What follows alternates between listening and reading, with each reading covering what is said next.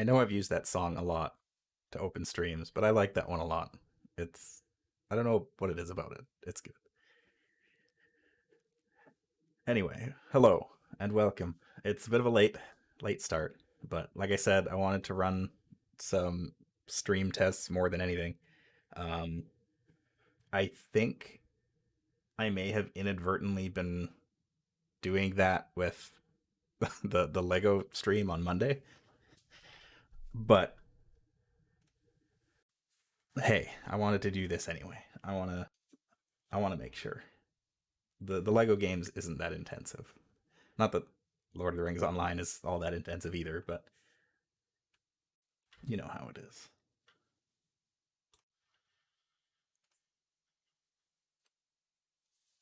This is an old game. It's 13 years old now, more than 13 years old.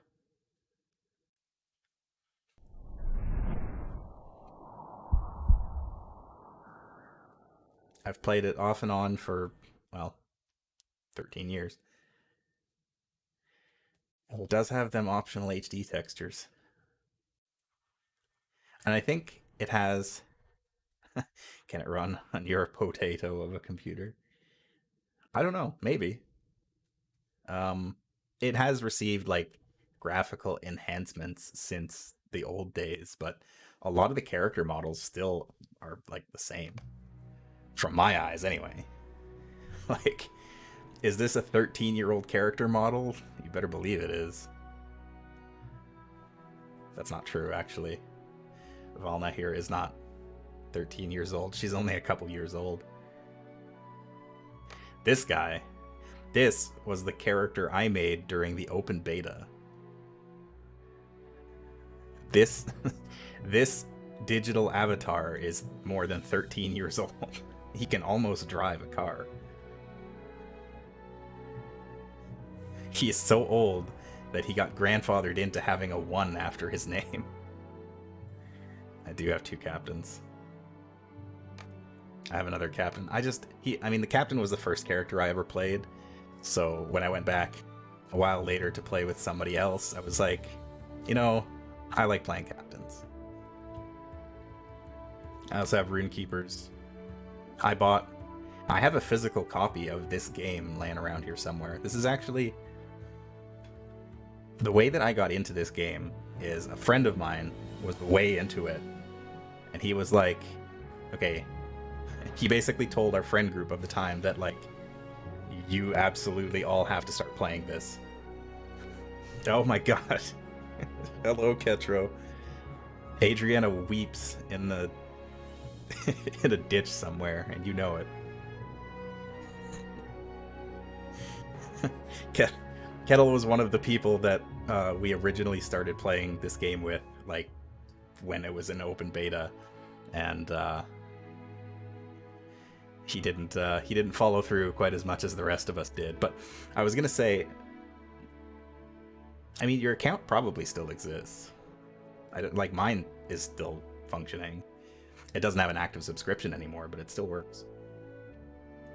But the guy who got us all to play this game in the open beta ended up buying us all copies of the game and mailing them to us. So I have a physical box of this game somewhere that I was mailed by a friend to play. And that is the legacy of Falthier. I ended up buying um, Mines of Moria, the first expansion pack, when it came out, and that's where he was doomed to spend the rest of his days. Can you get the ring? No, but you do get to play as Frodo for some small sections. So technically, and you do get to use it. You get to turn invisible. It's kind of a neat little segment. Anyway, so this. Oh, I guess I haven't shown my hunter. I really like my hunter's outfit, but I haven't played her in a while. I don't remember how to play hunters. And Valna is my current rune keeper. I also like her outfit a lot, but hers is like, I bought hers to be coordinated like this. I didn't assemble it. I can't take credit. I've also discovered I really like playing rune keepers. They are a lot of fun, even though they kind of, if you're a stickler for Tolkien lore, Runekeepers take that and snap it over their knee very aggressively. They're essentially the closest thing to wizards that this game has that aren't wizards, because wizards are wizards and wizards are angels. Get crafty.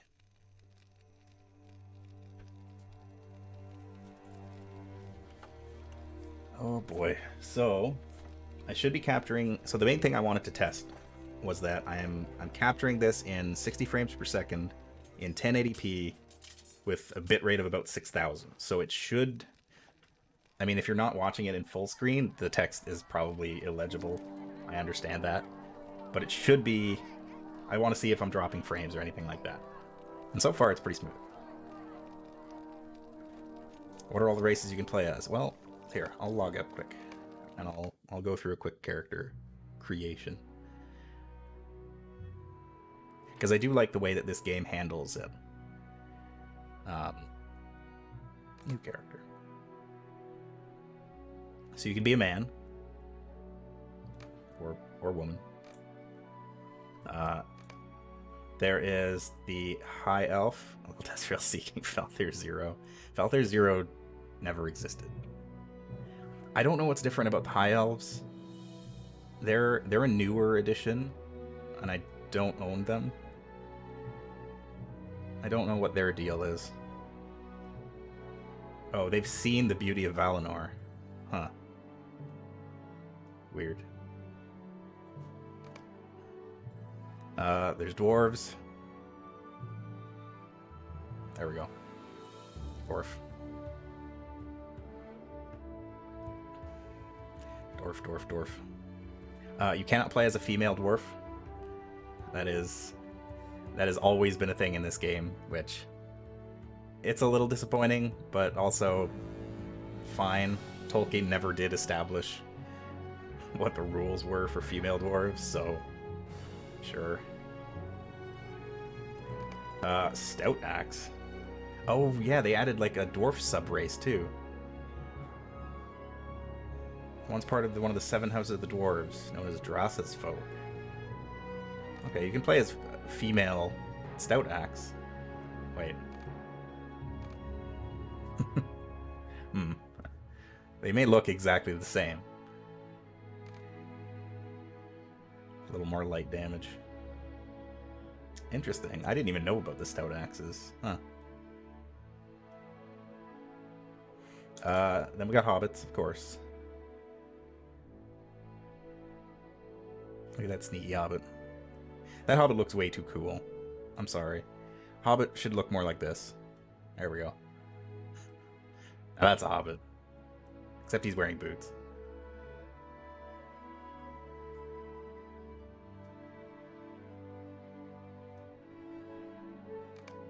An elf. Elves are elves, of course.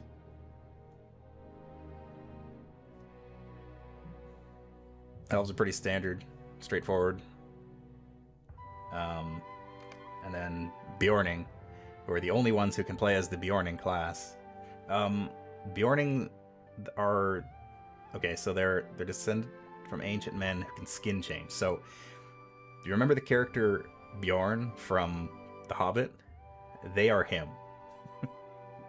Yeah, they're shapeshifter druids basically, but they are just Bjorn. The one example from canon has been expanded into an entire race and class of people somehow. They're weird. I always thought their inclusion in this game was a little bit strange.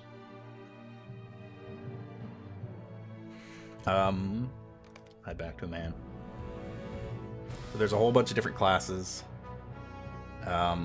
Men can be anything other than Runekeepers because they can't use magic.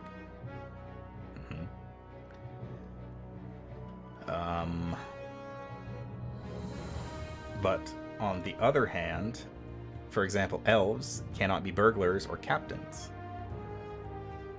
Which again, captain is a strange decision for elves because there are elven leaders. But the it's implied that, you know, their days are fading from Middle Earth, so they don't get leadership positions because they're fading. Although I think high elves can be captains. Yeah, they can.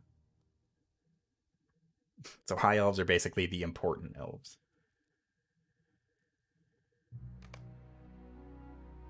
Hobbits can't be captains or champions or lore masters or rune keepers. The thing that drew me to captain as a class is the fact that men were the only people that that could only be captains. I like that exclusivity. I like that feeling of like, yeah, this is just me. Guardian is like the main tank class. Yeah, they're the heavy boys. Dwarfs make good guardians.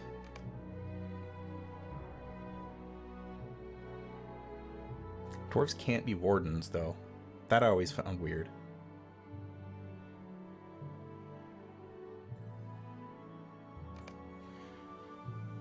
What else did they change? They changed something else recently too. Oh, I don't think elves could be guardians, but before either. Like a long time ago, when the several years ago, elves weren't allowed to be guardians either. But I think they changed that, so now you can be a guardian elf. Which that never really bothered me. It makes sense. Elves are more frail.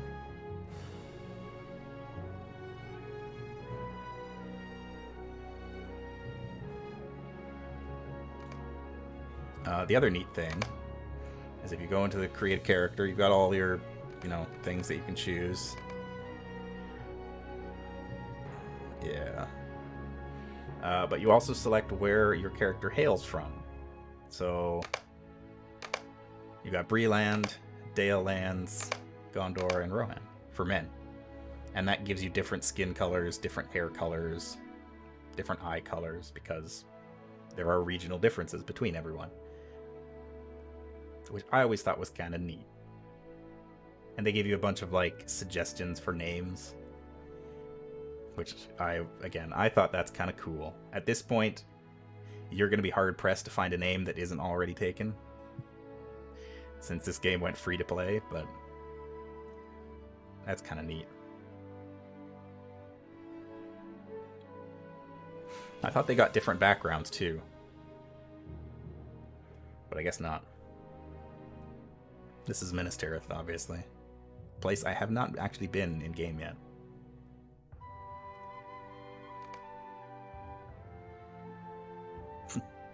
And yeah, crazed. Falthier is still alive. He's Falthier 1, not 0. He somehow got grandfathered into having a 1 after his name. But he's still alive. He's in Rivendell, apparently. I don't remember taking him to Rivendell at any point. But I've mostly been playing Valna, who's level 77 now. Runekeeper's a really fun class. It is not a free-to-play class. It comes with the Mines of Moria expansion, which is a little unfortunate, but I bought that many, many years ago, so that is unlocked on my account.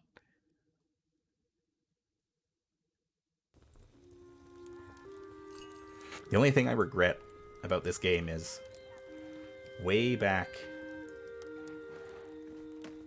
in the day when this game was first launched, there were 2 options for people, because it used to have a subscribe, like you had to subscribe for it, a monthly subscription fee. Or the other thing that you could do is you could pay a flat, I think it was like $200 or $300, and you would have a lifetime subscription. And in retrospect, I wish I did that, because I didn't expect this game to live on as long as it did. But boy, yeah, like if I had gotten a lifetime sub when they were still offering it, I would have access to everything.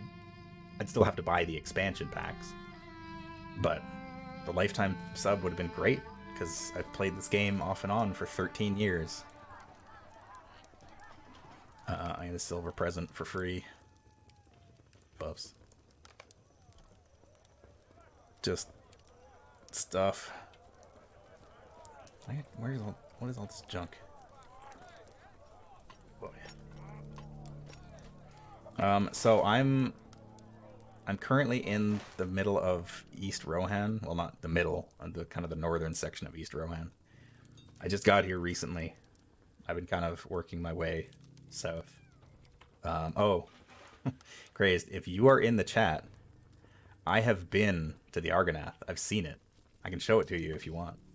I was going to show you some screenshots of it, but I forgot. Because I know that was one of the things that you really wanted to see in this game at some point. But I've been there. I still haven't seen Minas Tirith. I haven't been to Gondor at all. This is some old MMO feeling, yeah. And when the game first launched, it was only Eriador, or Eriador.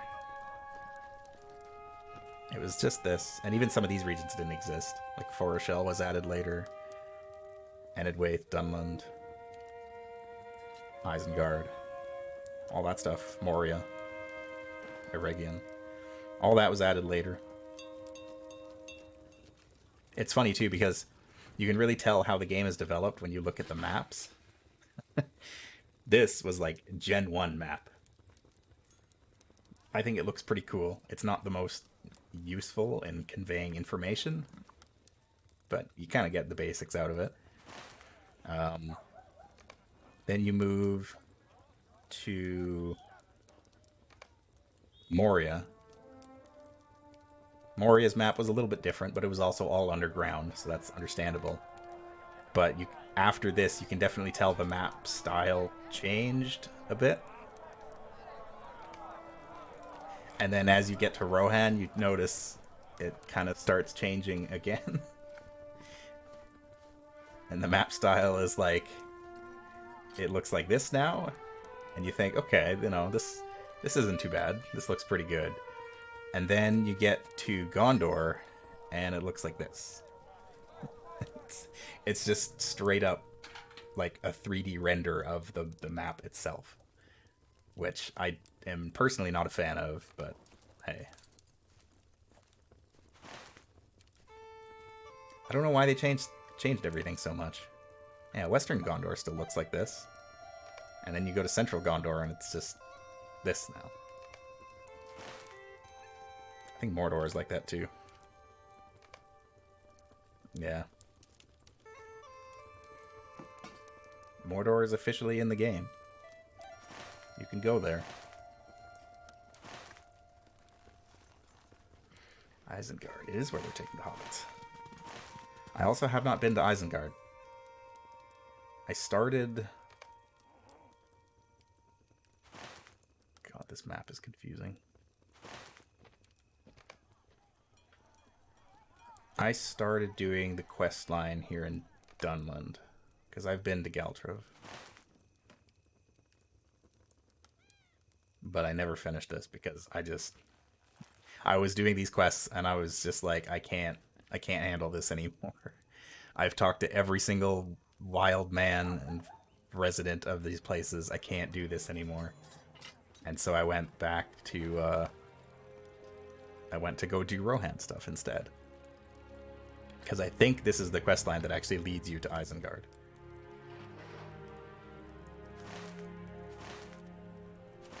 Or maybe not. I don't know. I can't remember if Isengard came after Riders of Rohan or if it came before. I think it came before. Okay, where am I going? I have to collect glands from salamanders. So I'll go do that.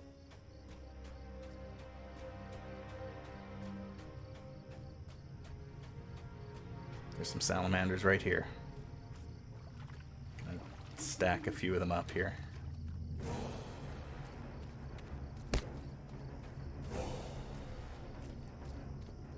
Hey guys.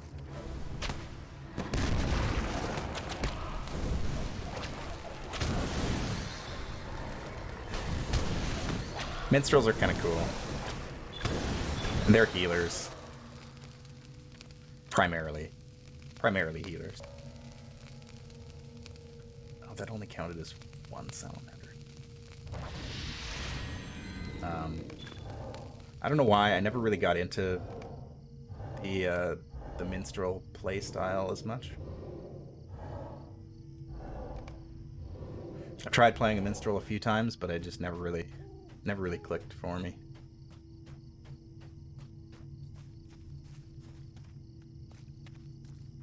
Although Runekeeper can also be a very good healer if you spec that way. I have spec'd pretty much almost entirely into fire damage, so that is why I pretty much exclusively use my fire skills.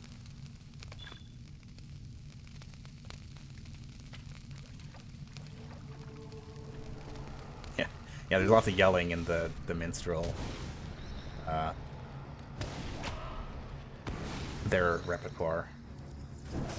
I think that's what War Speech is. Resisted a bunch of my damage. The captains also have an ability where they yell at people, and I used it a lot.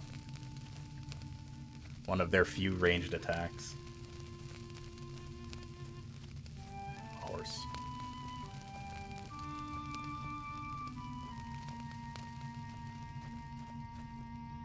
One of the things I like about Rohan as a region is that there's a whole bunch of just like neutral horse NPCs just scattered around. Because, of course there would be. It's the land of the horse lords. Maybe that's one of them.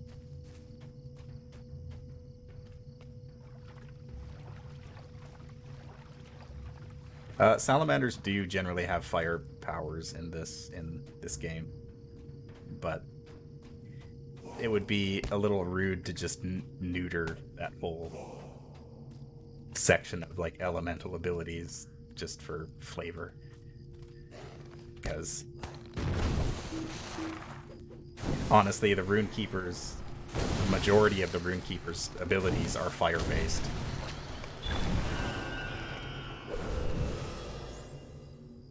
Or at least, yeah, I think it is most of them. They have electric moves, ice, and fire. And I think they have more fire abilities than anything else.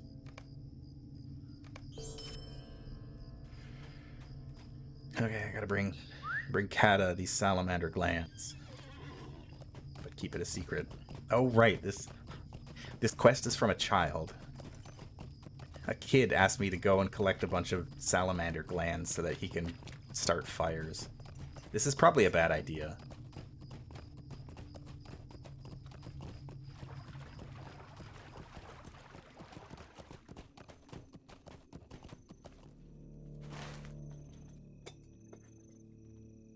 Where am I? Oh, I need to go down this way.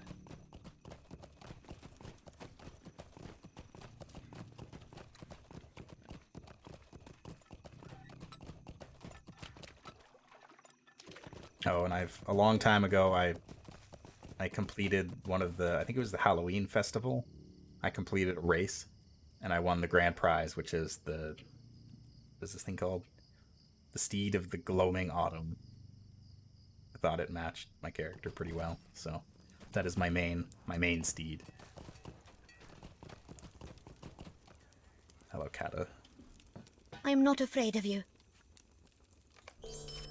There you go. Have your fire. I do have other horses. Unfortunately, there are no flying mounts. What else? I got Steed of the Wild Hills. I don't remember where I got this from. It's very Rohan appropriate, I guess. But the color scheme doesn't match.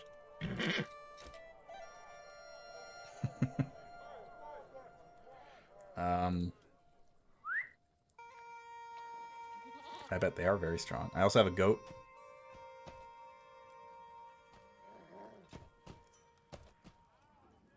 Goat's name is Wild Eye, apparently.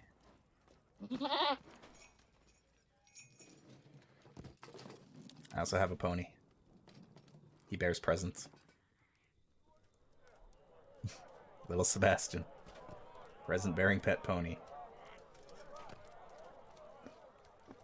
I got him as a gift. I can't ride him, but, you know, he has presents. And then I recently got a war steed. Riders of Rohan, the expansion pack, introduced mounted combat. So you have to be on a war steed to do mounted combat, and their mechanics are completely different. Like, they actually have momentum. And it's super awkward, and I don't like it very much at all. It's a neat idea, but boy howdy does it feel wrong. Like, to give you a good example, the momentum that they have when you go back and forth kind of just makes them, like, go super drift. It's really weird. I cannot describe the feeling of this. It is not intuitive. So I don't use the war mount very much. On other horses, you cannot do combat. Yes, those are the deeds, I believe. The more deeds you complete, you will earn money. I think there's other ways to get it too. So, there are ways. There are ways to earn currency in-game. Even if you have a subscription, you get a certain amount of points every month, I think. I've got, like... What am I up to? Let's open the store. I've got like 6,000 points banked up that I just never spent on anything, really. I recently spent a bunch to unlock a bunch of quest content in this region, because I didn't own it.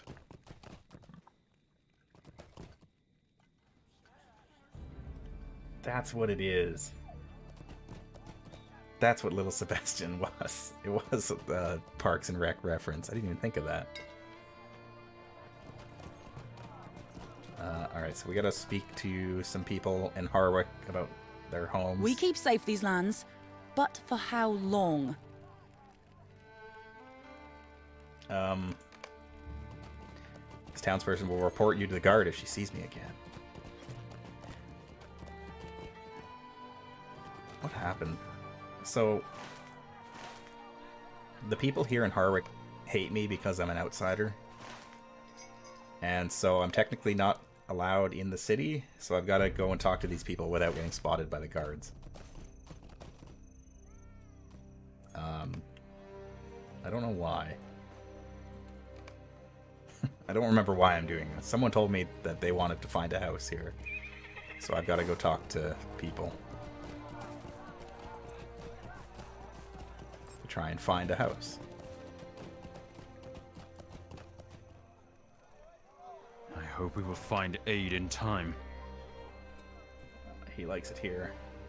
He does not wish to get ousted from my city by an angry reeve. I don't know what that means. I'm a trespasser. I might go hide back here and turn down the dialogue.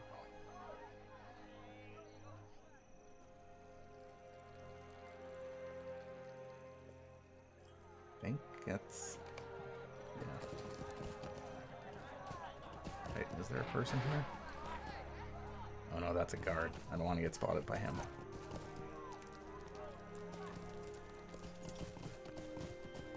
No, it does actually move along in the timeline as you go through. As of right now, like at this moment that I'm at in the game, the Fellowship has broken. They passed through the Argonath down the Great River to Amon Hen, and Boromir tried to take the ring, and Frodo and Sam left. Everybody, Legolas, Gimli, Aragorn went into Rohan, and Boromir is dead. And the other two hobbits have been captured. So that is currently, as far as I have seen, that is where the story is right now. So it's at the end of Fellowship, basically. which kind of makes sense. If you actually follow through and do everything, I'm pretty sure like the ring has been destroyed, and it's like people are mostly doing cleanup now, but there's still stuff to be done. I'm pretty sure that the Battle of the Black Gate was an update not long ago, so they've kind of already done that. What business have you with the Rohirrim? He does have a house for sale, but it's dreadfully small. This home is far too small. Look at this fine horse.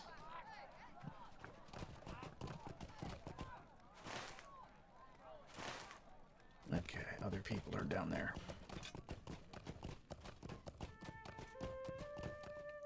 Oh, that's a guard.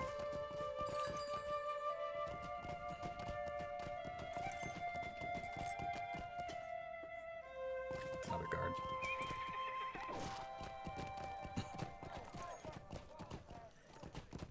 Sometimes the jumping doesn't really work the way it seems like it should. They are, in fact, taking the Hobbit's Isengard. Guard. Right now.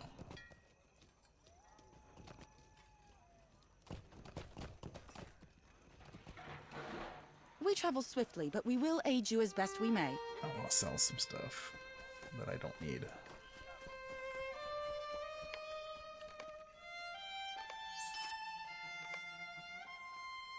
These are legendary items, so I'll just do those for now. Gotta get them identified first.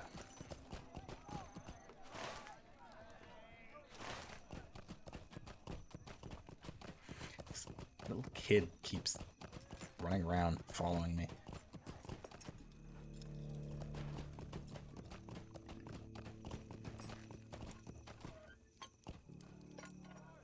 Oh.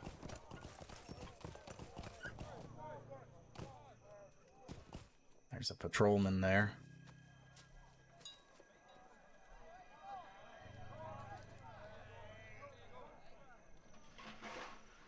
City of Villains. I mean, if you're gonna play like City of Heroes or City of Villains, I would talk to Shakes, because I know City of Heroes I think was more her We game. keep safe these lands. For how long? Yeah, I have a house. I don't want to sell it. You're a trespasser. Go away. I don't know. I'm not really sure how Shakes felt about City of Villains. But I know City of Heroes was her bread and butter.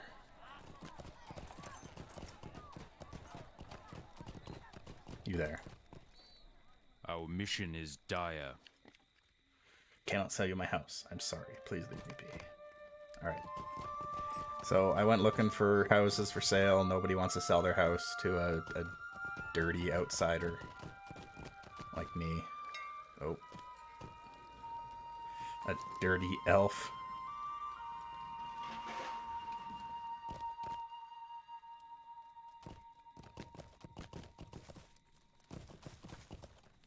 I have to go that way.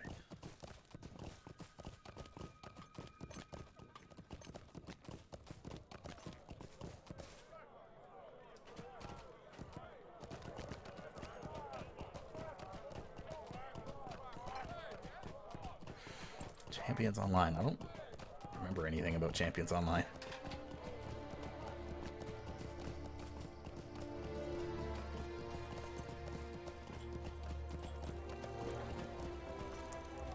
Or City of Heroes. Fair enough. Will you aid the horse lords? Hello. Silan? Killan? Our success depends upon our strength. Will you aid us? Collect savings behind. Left and 9 gold.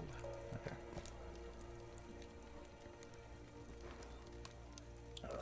Endurance, sure. Oh god. Rode my horse into a tent.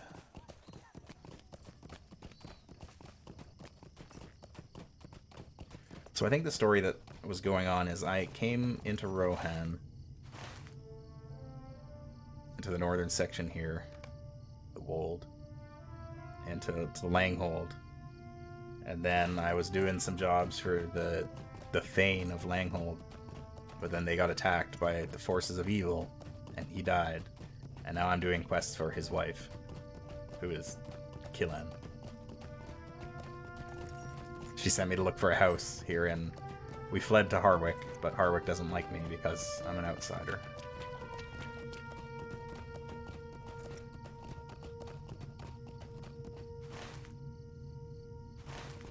I'm going the right way.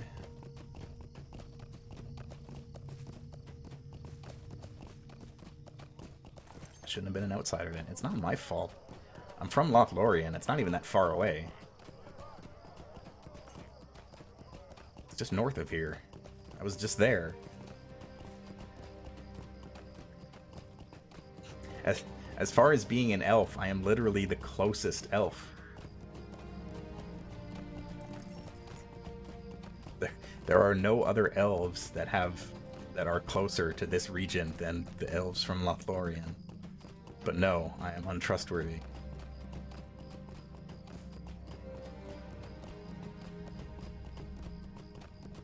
I'm pretty sure that the questline would be the same. Although I wonder if you were playing as a man from Rohan. I wonder if it would be any different. That would be interesting. Alright, so there's some stuff left behind here. Somewhere. Refugee savings should still be somewhere in the ruins of Langhold.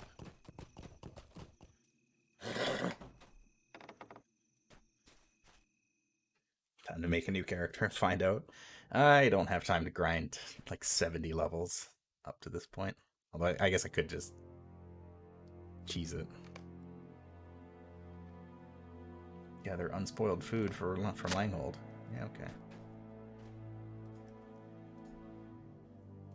Witch King raid, but he's invincible to all male characters. Ah, Langhold savings. I wonder if there is like a... Well, no, because this game... So this game isn't based on the movies. It's based explicitly on the book, which is why nobody looks the way you would expect them to. But the Witch King being killed by Éowyn is, I mean, that was very prominently in the book, so that is probably still something that happened in the game, presumably during the Battle of Pelennor Fields. It's probably some big instance. Maybe it is a raid. I don't know.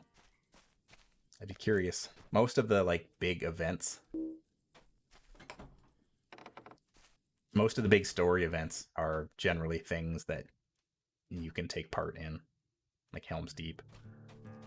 They don't usually block that content behind like raids or anything.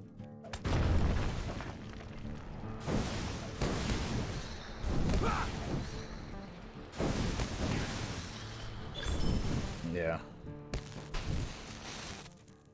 I imagine that the Battle of Minas Tirith and Pelennor Fields is probably very heavily instanced. But I don't know how else you would do that. Although I think there are multiple instances of that region. Level 105, yeah. Yeah, I think most of Gondor is about level 100 or so. Level 100. I've never been there, so I am speaking only from guessing. I think the level cap right now is 130? It's either 120 or 130. And I believe Minas Morgul is the latest content.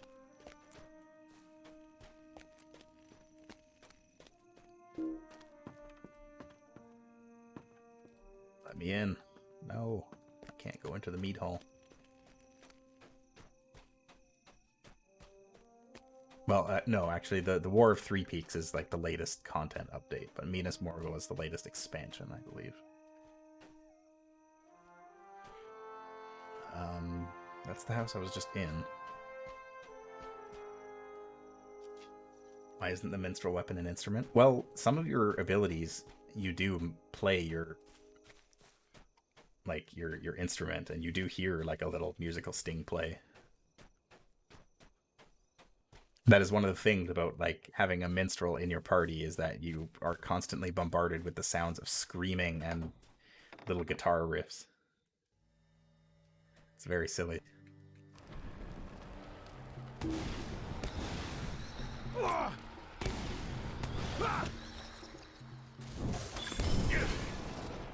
They do still need an actual weapon, yes.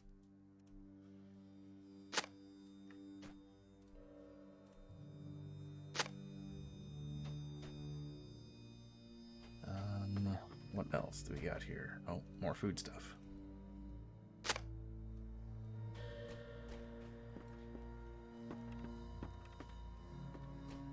Savings. And life savings. Perfect. Everything. Let's get out of here.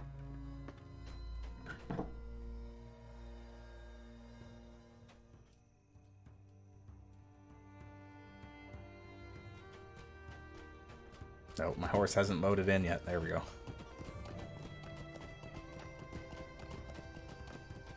Sometimes she takes a minute.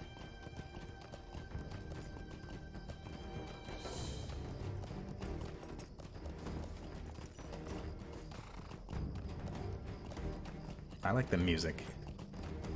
This game has really good music. And I really like the way that all the environments look in this game. It's a different feel. Like it's an MMO that's clearly inspired and designed off of Lord of the Rings Online, or WoW, I should say. But they really kind of went in a bit of a different direction. They kind of made things a little more grounded. Because one of the things that's always bugged me about WoW is how everything is so oversized. Or is it inspired by EverQuest 2? Well, funny you should say that, because I think, was EverQuest 2 released by Turbine? Because this game was originally released by Turbine. It was developed by them. They did Dungeons & Dragons Online right around the same time. And I think they did EverQuest 2, although I could be wrong about that. So, maybe. What business have you with the Rohirrim? Sony Online Entertainment. Same company. Sony Online Entertainment. I guess they developed this as well, but it was published through Turbine. I think that's how it works. And then Turbine, or Standing Stone Games, bought it from Turbine many years ago.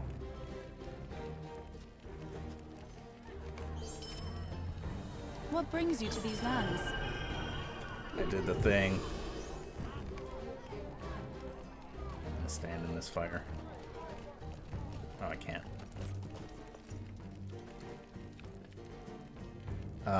But yeah, everything in World of Warcraft feels too big.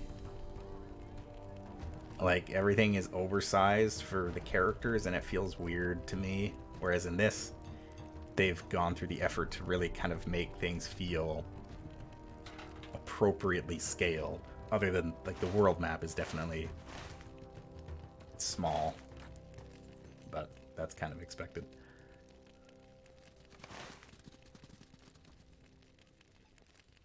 Asheron's Call. Yes, that's the other one that they did.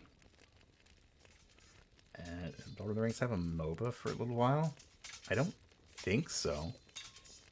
I don't think Lord of the Rings ever had a MOBA. The Rohirrim will need your aid. Brynkellen's first payment to Frithbeorth. That's a name. See if they'll let us stay. People they're honest, true to their word. And blah blah blah. You helped so much and I endeavored to help you. Okay. I'm just doing this so that I can get to Edoras. I don't really care about the rest of Rohan. I want to see Helm's Deep. Guardians of Middle-earth. Huh. That's news to me. I never... And I mean, I'm not into the MOBA scene at all. So, it is understandable that a game like that would have flown under my radar.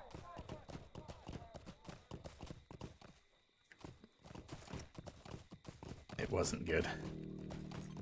Lord of the Rings has really had some hit or miss games.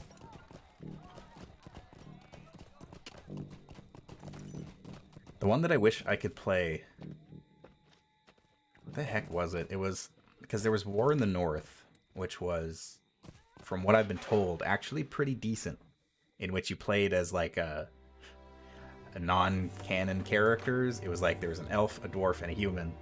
And it was like an RPG where you go around Middle-earth and do stuff. But... yeah, both Battle for Middle-earth games were fantastic. The second one especially. They were awesome. But the other game, what was it called? I think it was called The Third Age. In which it was also an RPG. I think it was a turn-based RPG. Yeah, and you played as like these characters, but you also played like alongside the Fellowship. And it was like super non-canon. I just remember the game basically opens up with you going into the Mines of Moria, and then Gandalf and the Balrog like fall into your party, and then you fight the Balrog with Gandalf in your party. And I was like, what is happening? It was just bonkers. That's the only thing I remember from that game. It was so funny to me. We must turn to the offensive. This is not half of the price I quoted for you. What is the meaning of this? Fine, but I expect payment every month. Oh, great. This guy's a landlord. Okay. Traveling to an instance. The Two Towers and The Return of the King both had movie games based off of them, and they were both pretty good. Like, they were just action games.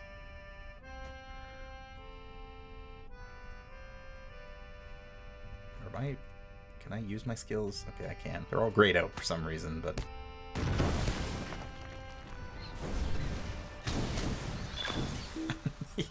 Yeah.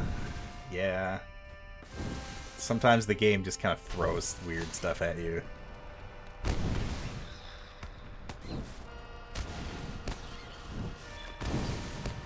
I have literally fought ring wraiths. I saw a ring wraith, like, not long before this happened. He was there when Langhold fell. And now I'm clearing rats.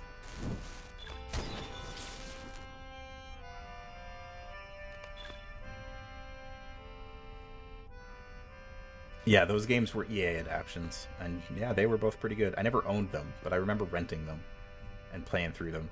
Really straightforward games, but they were fun. Any more rats?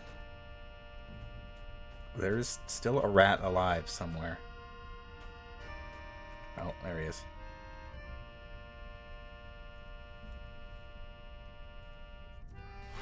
Gonna explode this rat. Oh. and then kill him just kind of materialized in front of me. I don't think I was supposed to be down here when that happened. What brings you to these lands? This manor is not in the condition I was expecting. See, what I don't understand is, like, why are the people here so hostile? Like, this is literally the widow of the ruler of Langhold. Like, she is the closest thing to royalty that Rohan has, basically, other than the actual royalty. But they're like, no, we can't let her stay here. I don't get, like, me, I understand. I'm a weird elf. I get that. I get why you don't trust me. But Like, she's from up the road. Like, it, it's like a 5-minute horse ride. You can find her there. She's there. She's lived there her whole life. I don't get it. It's not even a different region of Rohan. It's just up the road.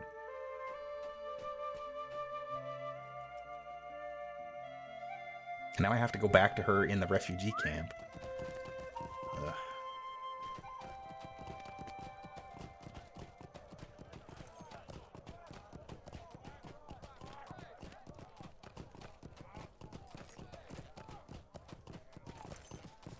Wait, is this how I get out of here? Yes. I hate outsiders.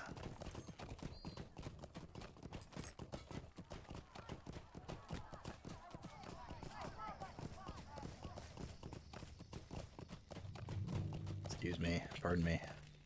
Our mission is dire. It's unjust that such a noble elf could not receive such hostile treatment from the Reeve of the Wold after all you did for us. Yeah. Well, don't come to LotRO anytime soon. Although I guess I would say that the elves of LotRO are kind of notorious assholes too. There is literally a questline in this game where you find people from Rohan who are hunting in your forest and you have to scare them away. Except the leader isn't actually that scared and he ends up falling in love with the one elf that's in like the encampment there. There's a really weird storyline that happens there. And then he dies. Anyway. I got a new cape. Do I want that? I don't think I do. Well, there's a lot more will. Yeah, sure.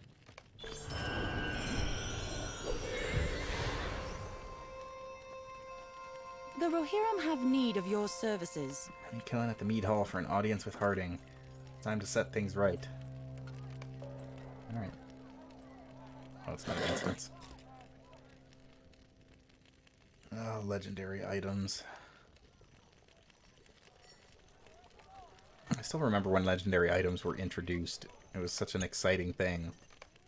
They're not interesting at all.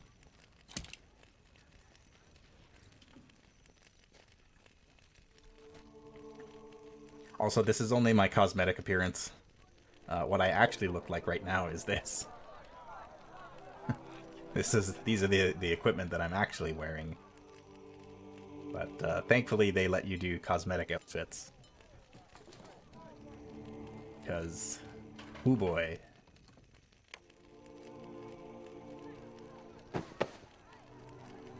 Oh yeah, this is the one I bought a long time ago that I used throughout most of my early questing.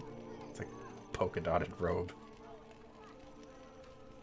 And then I got my fire robes. Yeah, there's like a fisherman's vest for... That's a cosmetic thing. Safety vest. Alright, let's go to the mead hall. Alder Harding requests your presence, and you can only hope that he has heard of your diligent labors on behalf of Harwick. Hey, you. I've come to talk to you. We keep safe these lands. For how long? Sit at Harding's right hand.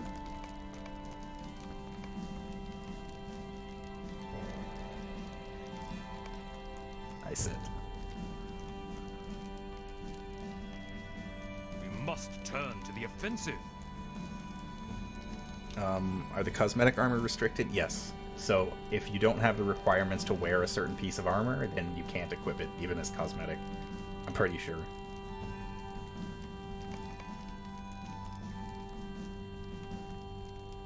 I'd like to begin by apologizing. I received our guest with unjust suspicion at first. I believe that my unwillingness to spare kindness for strangers may keep the people of my city alive. But our good quest has shown me that some folk are worth trusting. With the compliments of the Rohirrim of Harwick, I extend an apology and welcome to Valna. I'd like you to hear the things that are being said about you. I would like to speak my piece, Reeve Harding. What is this, like, Reeve as a title?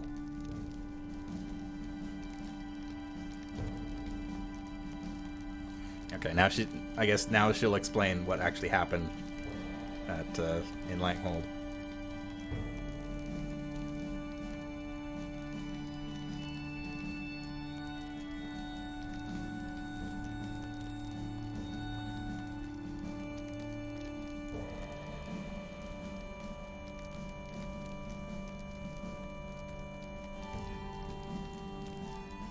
Canada still uses Reeve as a title. Uh-oh.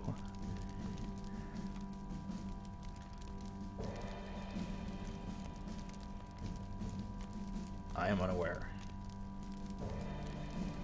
Forgive my past and consider Harwick blah blah blah. Yeah. A historical. A local official, in particular the chief magistrate of a town or district in Anglo-Saxon England.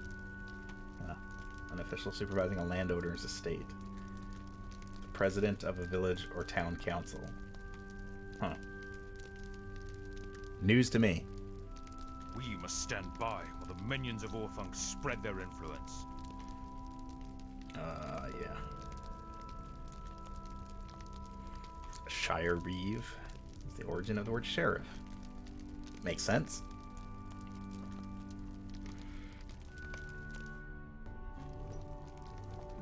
I do not believe you will find welcome here.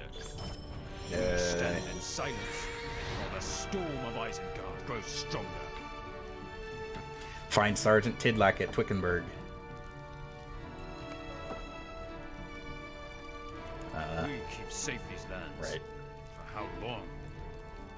I also finished this quest because I am now welcome in Harwick.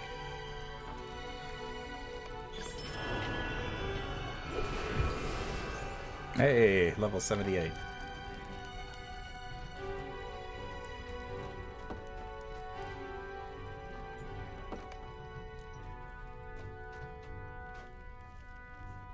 Maybe I do. I also got a new title. I'm now a Knight of the Wold. I have so many titles. You earn so many titles in this game. Which is... it's nice because it basically means that you rarely run into people with the same title. Despite my many titles, I've got some good ones. I am Friend of the Eagles, because I met 2 of the Eagles, and I did quests for them. By which I mean the Great Eagles.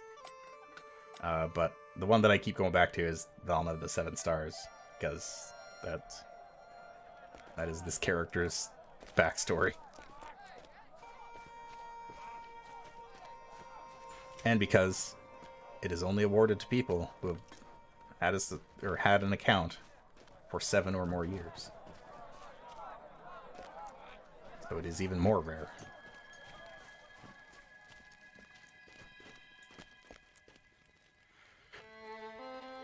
Okay, where is the legendary item forge? I need to get over there.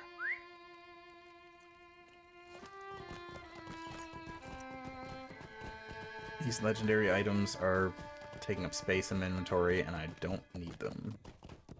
Well, one of them is a bridle. I can actually use that. Oh, it's a light bridle. I do not have a light war steed. I have a medium war steed, because I chose poorly. Excuse me.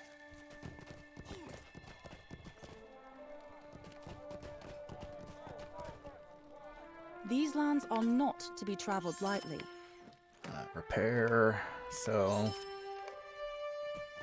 One of my favorite things about this game is still the fact that the horses can clear a man in a single jump.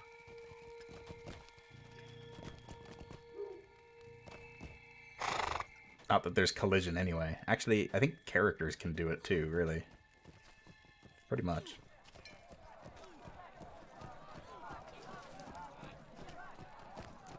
I may be a mage, but I still got them hops.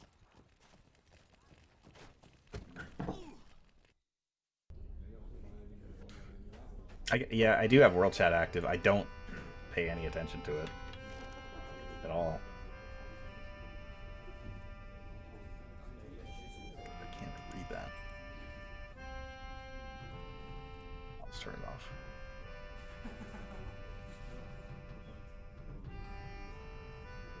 Start logging capture chat.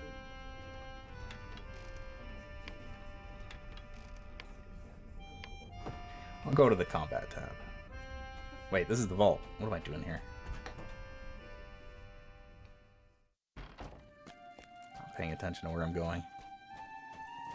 I need to go to the legendary store.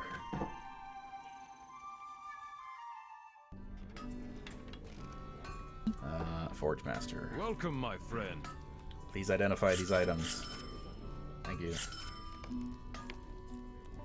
I have anything to reforge. Relic Master. Your aid is welcome, friend. Please deconstruct these items. Thank you.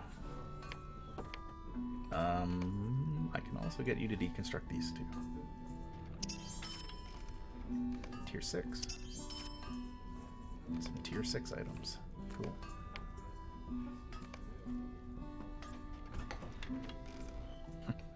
I could explain legendary items, but even I don't really understand it that much, and I don't particularly care.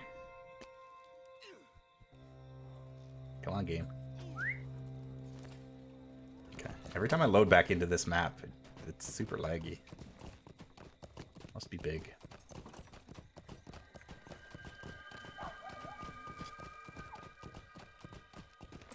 Legendary items are just basically weapons that are class specific that you equip and gain experience alongside you.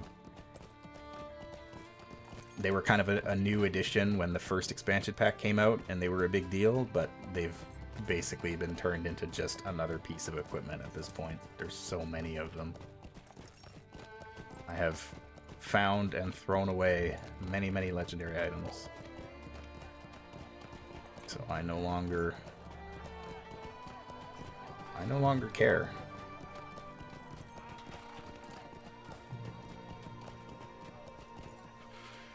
Looking at the thing that's quick blurb about the different classes includes a lore character they were inspired by. The minstrel is not who I expected. Oh, I know what you're talking about. The minstrel is Pippin?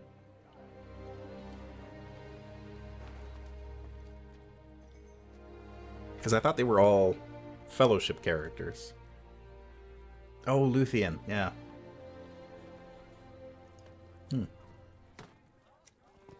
She is... I haven't read the book, but I think there was a new book that was published. It was quite a few years ago now, but it was the first book published in the Lord of the Rings universe since Tolkien's death, basically. And I think it was Baron and Luthien, I think was the name of it, or something like that. And it was, put together from all of his old notes and stuff like that. But yeah, she is a part of the old stories. I don't really know anything about her. I never read the book, but I remember when that book came out, it was a very big deal.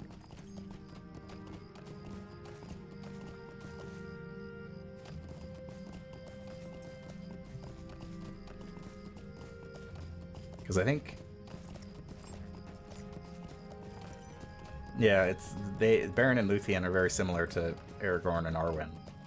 That's actually, in the movie, I don't know if it's in the book, but in the movie, Aragorn references the story of Baron and Luthien. He tells that to Frodo when they're camping as they're making their way to Rivendell. He tells him the story of Baron and Luthien because it's basically the same story that he is living.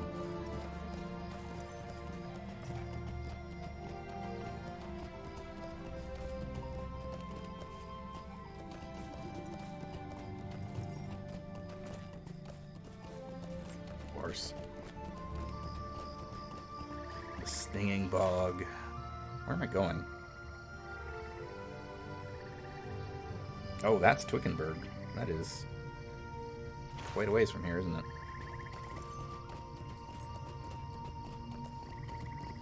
I thought Twickenberg was much closer, but no, it is. I am going to the new area. Bjornings are inspired by Bjorn. Yeah, that is about what I thought. They were released they were released into the game right around the same time that the Hobbit movies were coming out. Right around the same time that, I guess, the third Hobbit movie would have come out, because I think that's when... Is that where Bjorn showed up? I don't think he was in the first movie. He should have been, but I don't think he was. Maybe. I don't remember anything about those movies. But it was right around the time that Bjorn was coming out in the movies that it was released in-game. You can see the tips of the Argonath in the distance. The two statues of kings.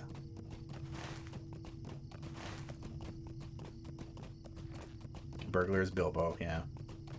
Captain is Aeronor. Okay. Champion is Gimli. Guardian is Samwise, yeah. Hunter is Legolas. Loremaster is Elrond, yeah. Runekeeper is Celebrimbor. Interesting. Makes sense. And Warden is Helder, yeah. Yeah, that checks out. Welcome and well met, my friend. Hello, Sergeant Tidlack. You have a silly name. The Rohirrim are grateful for your aid. Rip Aragorn. Well, Aragorn is a little more important, I think. He's literally king. Aragorn is the last king of Gondor. Okay, that makes sense. Yeah, Captain is... That's a weird choice for Captain, I think.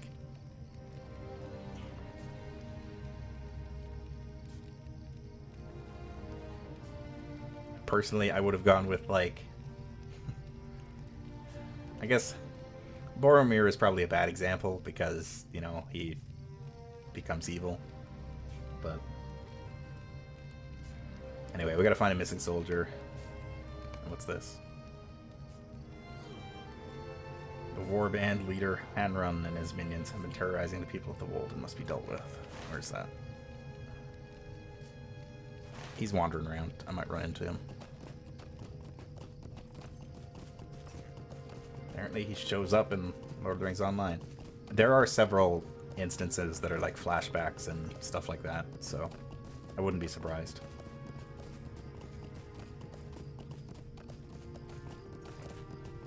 In fact, all of the different races in the game, the playable races start in different areas. So like, for example, men.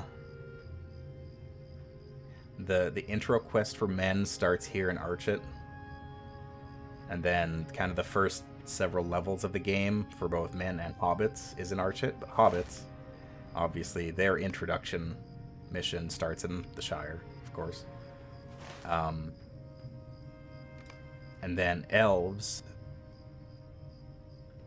The elf introduction is in Thorin's Gate for some reason, which is where the dwarves also start. And that's where the dwarven quest chain starts. And then the elven quest chain starts in Seldom down here. Both in Ered Luin, but different parts of it. Which I always thought was cool.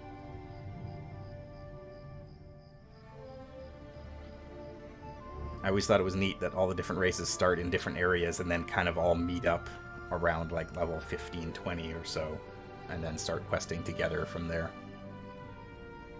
But the elf introduction, like the very first thing that you do as an elf, basically, is... Oh, hey. It's you. Let me get these guys' attention. Hey. Get back here. Oh, they're moving too fast. I probably need to do mounted combat. Forget that. I'm not doing mounted combat.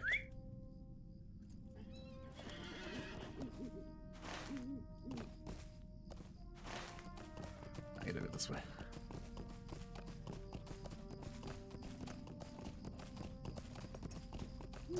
But anyway, the elf story intro actually starts, like the very first thing that you do starts like 200 years before the rest of the game, or something like that. Like, there's a huge amount of time between when you actually start as an elf and when the rest of the game picks up. Like, you witness events happen long before they're relevant.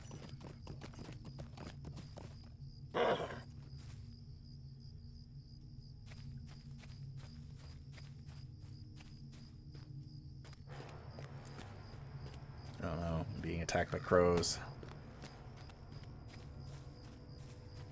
I guess I didn't need to go through the little crow den. Whatever.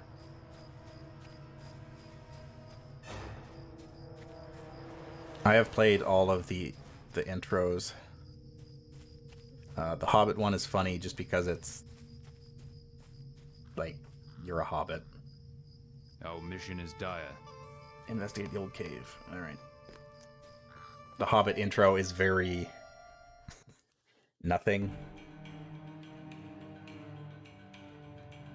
Fastest and grindiest way to get Lord of the Rings online bucks gives 100 to 150 per hour. Yeah, not bad.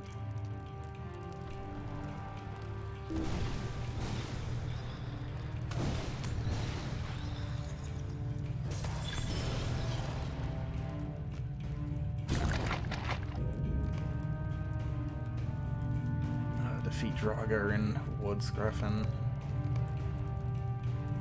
Enter Woods Griffin. Okay, well I did that. Oh, burn tombs at the Draugr. Okay.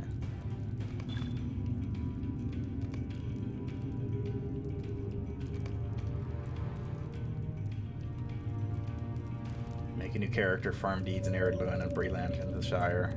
Huh. Yeah, I could see that. Because your points are tied to your account.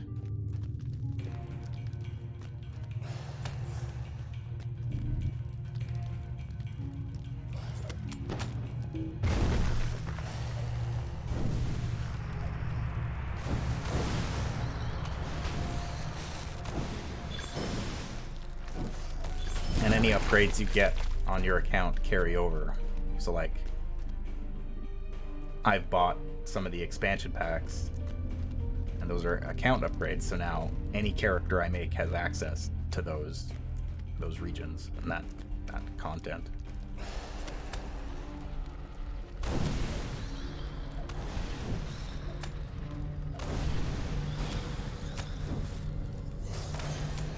I mean, it doesn't sound particularly fun, but it's... Oh, you are still mostly alive.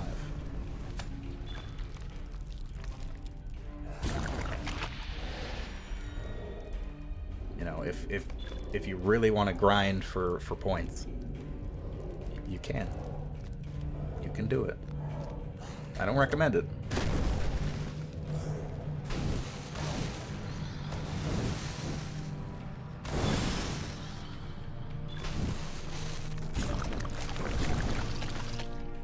They really went all in with the death animations on these zombies.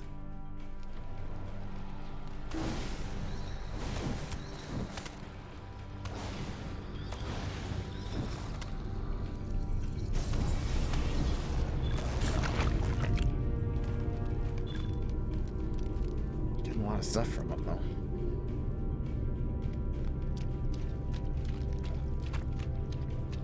Let's grab all three of you guys.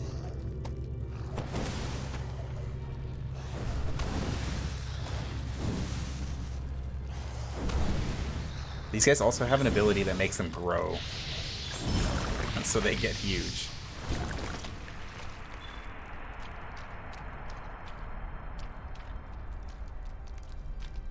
Hello? Nothing here?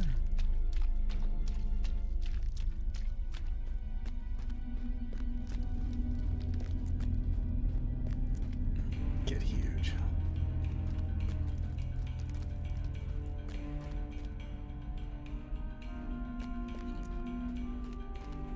Hello.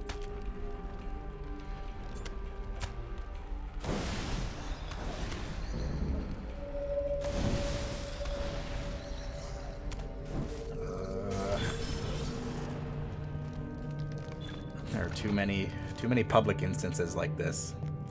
Narrow hallways with enemies that respawn way too fast. I don't know how many times I've had to go through this process.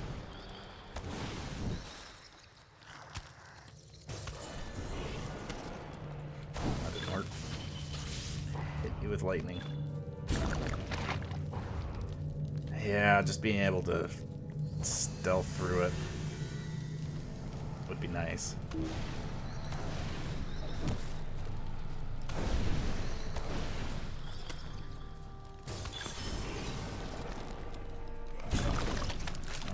Another guy.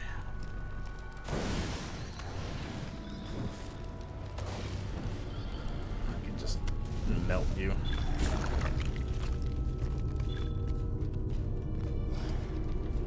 Alright, another one.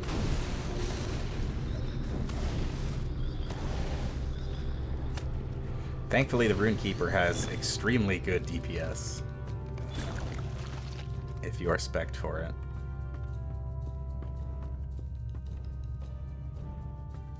I can take probably all these guys.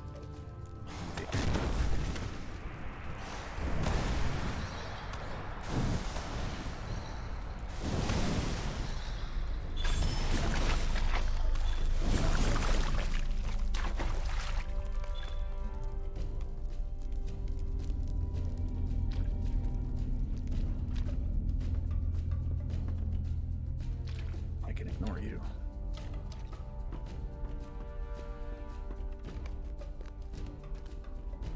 You hear something unusual in the room ahead and should go up the stairs to investigate. It's the Grim Southron. It's a ring wraith.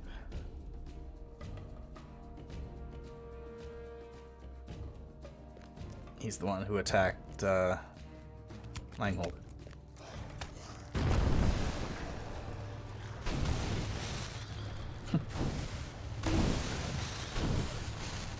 That gosh darn South Ron.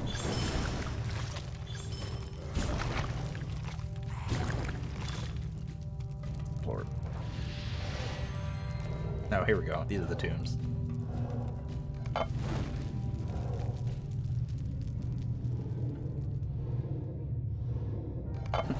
Just lighting these stone tombs on fire.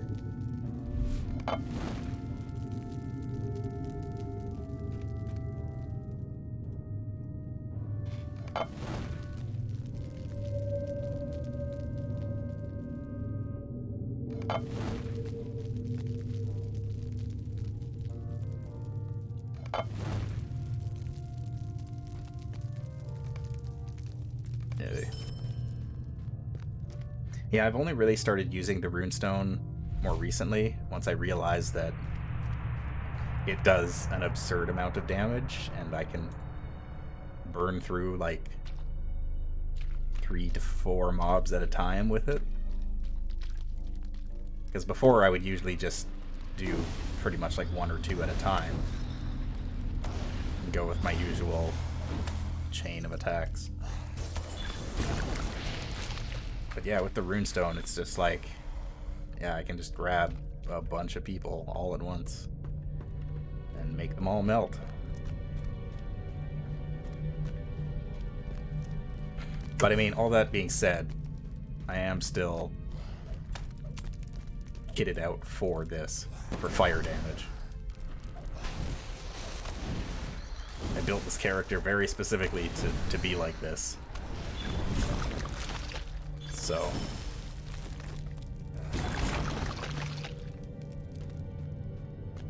also, the fiery ridicule attack actually spreads to adjacent enemies as well. So that also kind of works well as a, not really an AoE, but functionally kind of the same. I don't even need to kill these guys. I'm just leaving.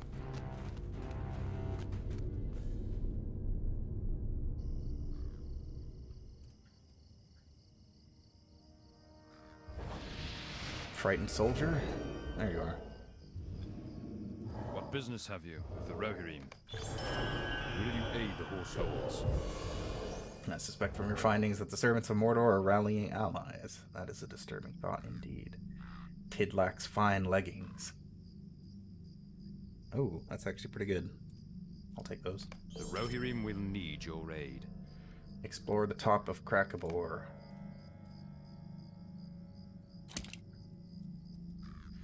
Don't mind if I do put those pants on. Yeah, legendary item, I don't care.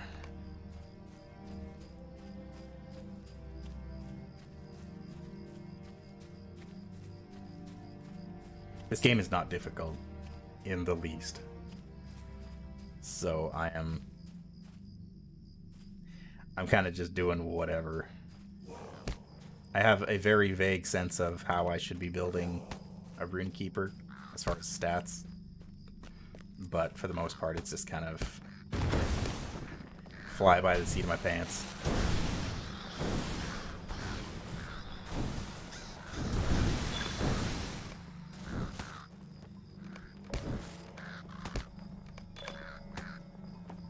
Oh, you didn't die.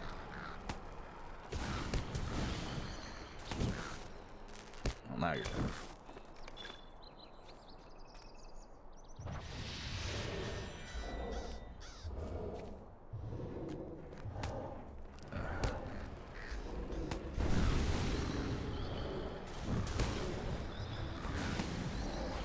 So many crows.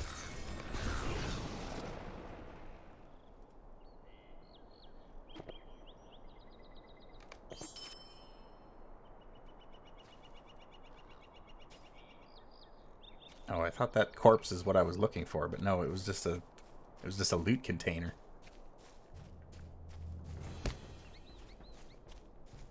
Oh, I see. There's a sinister object up here that I need to investigate.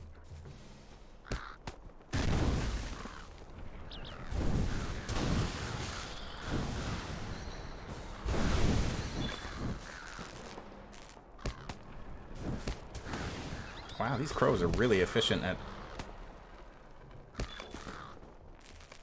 getting rid of my runestone. Because if enemies attack it enough, it will go away. Oh, it's Blackbeak. He's a stronger bird. He's leader of these birds.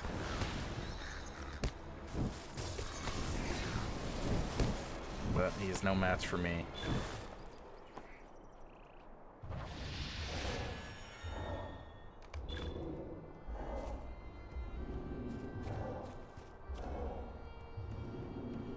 Oh, I still need to kill more of you. Alright, come here. Let's gather the whole party. Come here.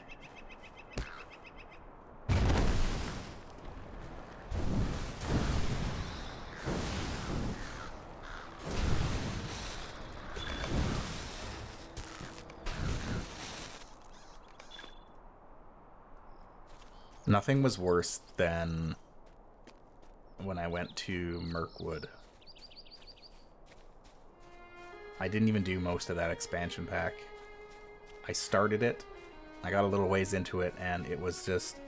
It felt like half of the enemies in that region had like super high resistances. And so like half of the attacks I was throwing at them, they would just take no damage from. And I got real tired of that, so I said, yeah, I'm not gonna do this anymore. So I left Mirkwood, and I never went back. I went to Dunland instead, and then I got really bored of all that crap, too. So I said, alright, we're going to Rohan.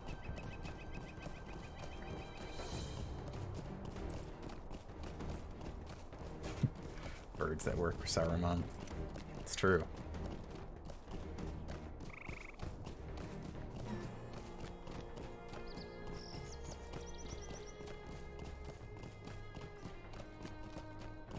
Although, for the first time in the game, I have fought orcs from Mordor.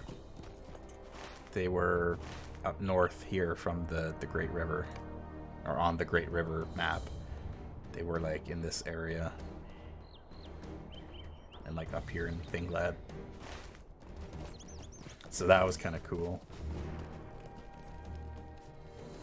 Welcome and well met, my friend. Hey, Sergeant Tidlak, I killed a bunch of birds. Are you proud of me? Greetings, friend of the Rohirrim. Welcome, my friend. Greetings. If you I'm have a the moment, Thane I of have need of your Floodwind. assistance. Alright, onward.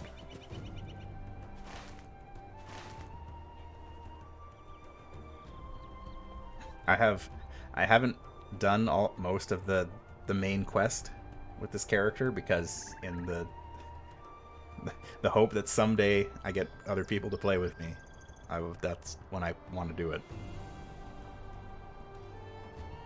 So I've got a whole bunch of really old quests that I never finished. I did do a bunch of Volume 3 because I thought that was the introduction to Rohan. But it wasn't, actually. It's funny because that epic quest actually started me down here at the Argonath. And so I was doing quests in this area first. And then I got another thing that was like, cross the bridge into Rohan, which is what it was talking about up here. So I went back and did all these quests. And now I'm working my way back down into this region, the East Wall, where I was questing before.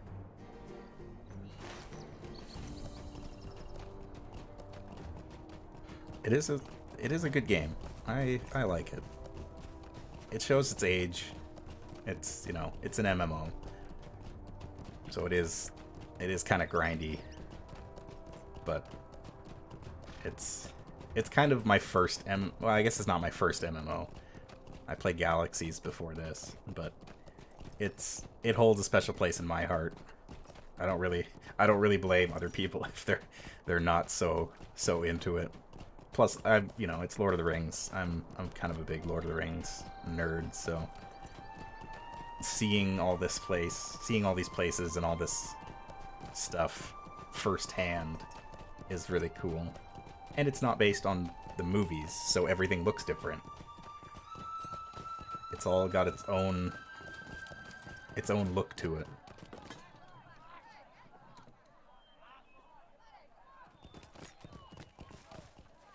I'm in Floodwind.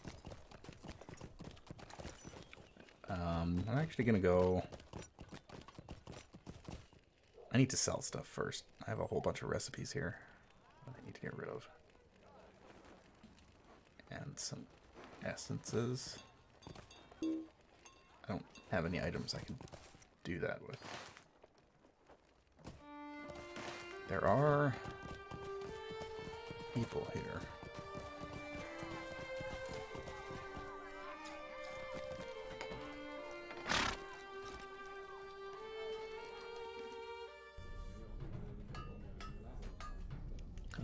Okay, this is just legendary Welcome stuff. and well met, my friend.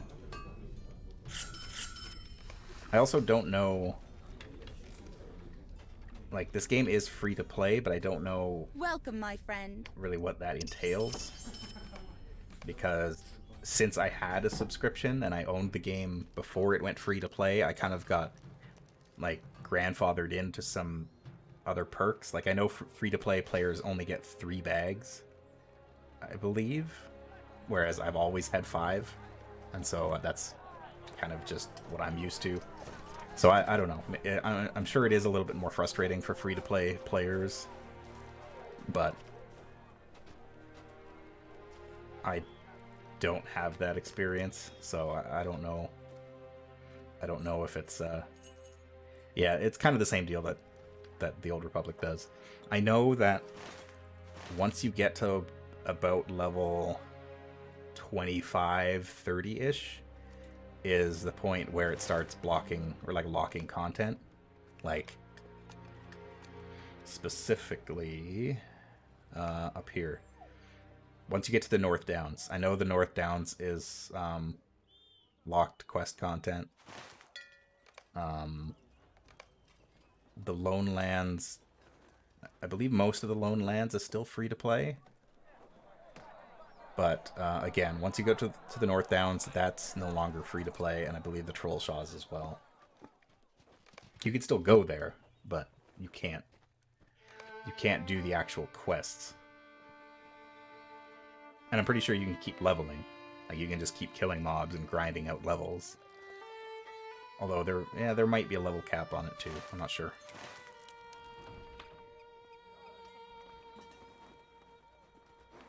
Oh, do I want my milestone to be Lothlorien? No. I'll go to Floodwind.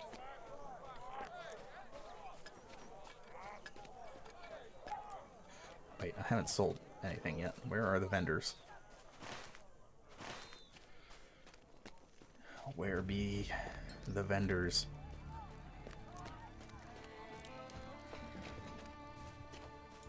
Oh, these guys are dancing.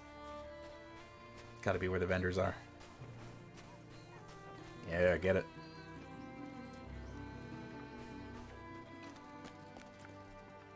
These lands are not to be traveled lightly. Okay, bye. I currently have 77 gold. I know that for, you know, other players that might not... Like, you get a lot of gold from just selling stuff, and it's really not that impressive, but for somebody who has, at the beginning, 1 gold was a lot of money. Greetings, friend of the Rohirrim. It's absurd. Free players are limited to 5 gold, that's true.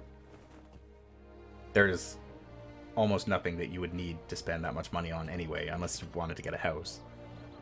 But again, it's kind of useless.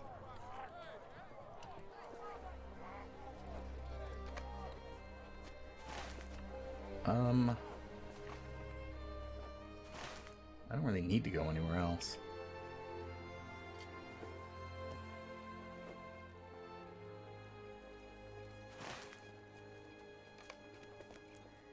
Mirkwood. Yeah, I didn't get very far into Mirkwood, but it just wasn't interesting. The quest line just felt extremely boring to me.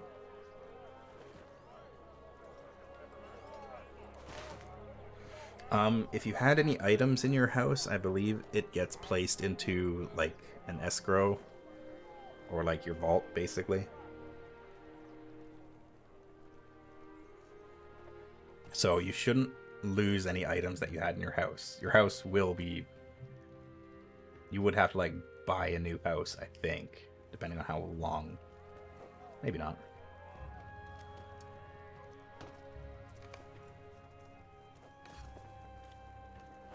Iron Hills. I think this is new. I do believe that has been recently added.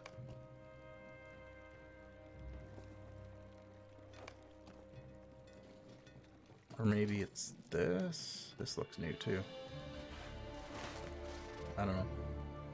This Northern Mirkwood is like the new area of the game.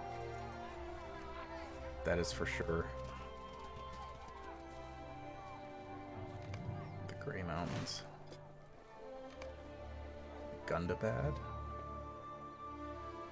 The Gates of Gundabad.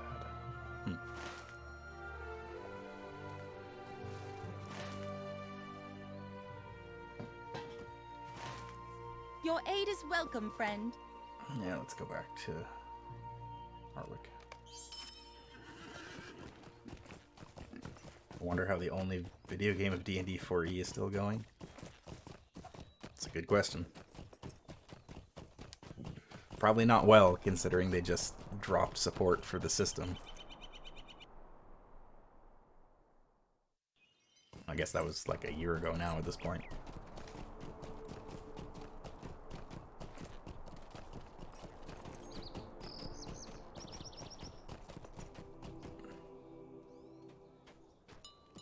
What brings you to these lands?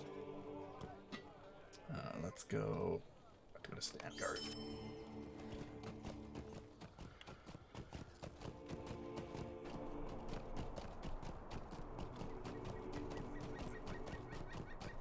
I just want to get to Edoras so that I have like a central hub city that I can transport myself to.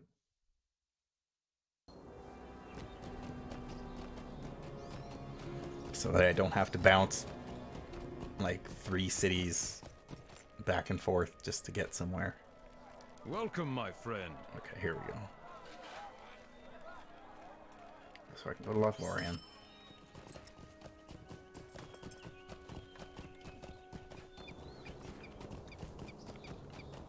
Upcoming combat rework.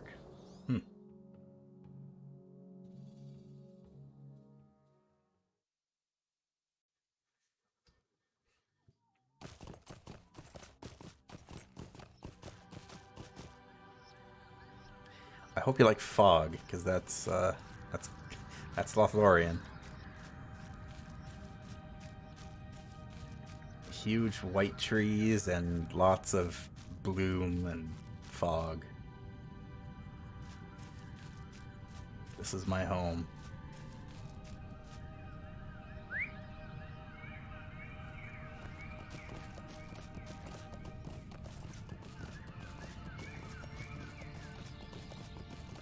It doesn't look too bad during the day. At night, there's like a whole bunch of lights.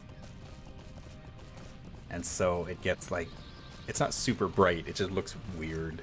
Like it's very glowy. Which I guess makes sense.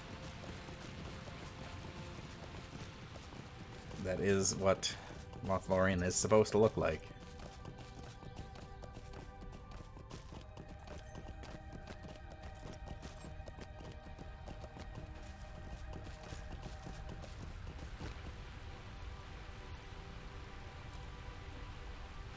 I want floaty names on. It's this way. I never did figure out how to make my way around this place. It's so confusing.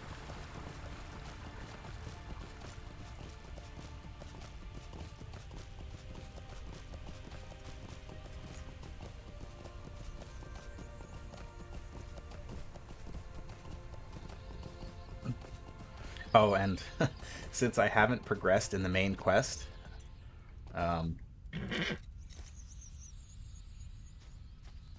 if I go here, there's Pippin. He's having a nap on a bench.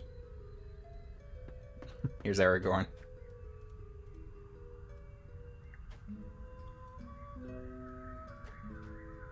Hey, buddy.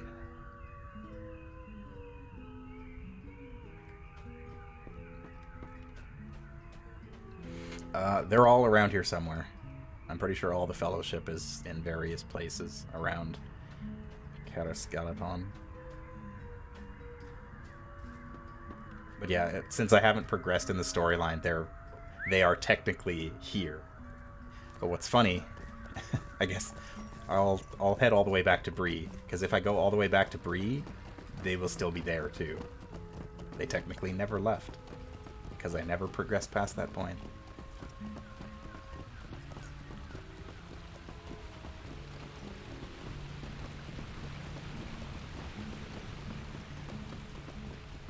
This is my favorite NPC.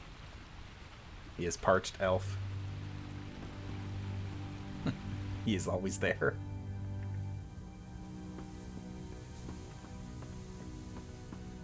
Just having someone makes them feel bad and nothing else. Yeah, exactly. Here they are. It's Celeborn and Galadriel. That's my queen. Galadriel herself. Not quite Cate Blanchett. I prefer the Cate Blanchett version. Nice Celeborn. He honestly looks the way he does in the movie.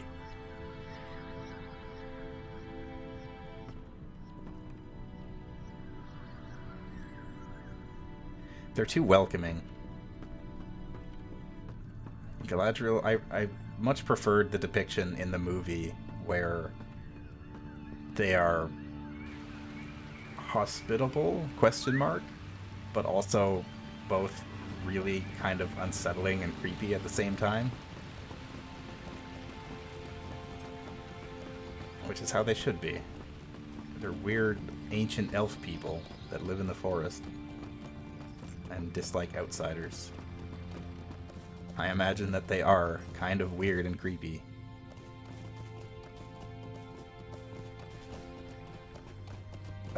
The world... I'm on Brandywine. I have always been on Brandywine. From day one.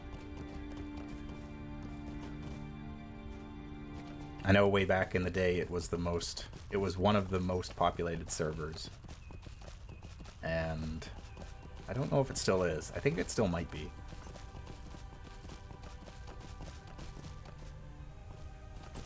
Who's in this tent? Let me in.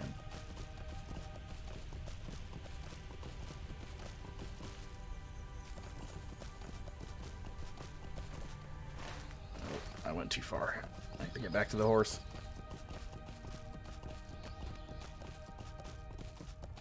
They got that DirectX 11 mode.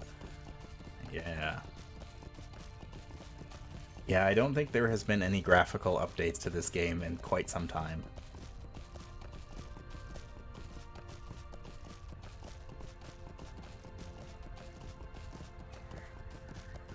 Oh, I went past it again. Stable Master, hello. Hail, friend, and well met. So where is the nearest stop? I guess Moria. So, when I first started playing through the Mines of Moria, when I first got the expansion years ago, I hated it. I don't know what it was. It felt very tedious and boring. And then I went back and I played through as Valna.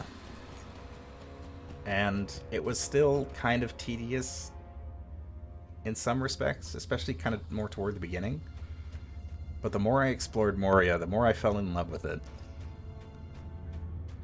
Like, the whole place is underground. This whole region. It's all underground, and it's pretty cool.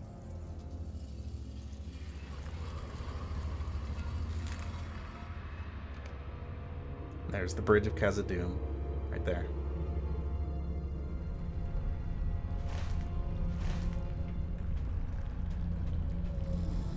But yeah, Moria is pretty neat. I am not a dwarf. I like the elf. May Durin return soon to his halls. Also, I could be a Runekeeper dwarf, but the Runekeeper dwarves look very silly. And I am personally not a fan.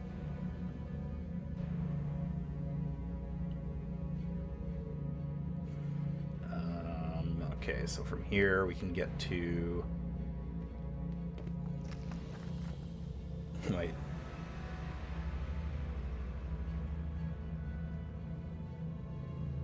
Are you kidding me? I can't actually get to Rivendell from here? Oh my god. Alright, fine. Back to Lothlorien.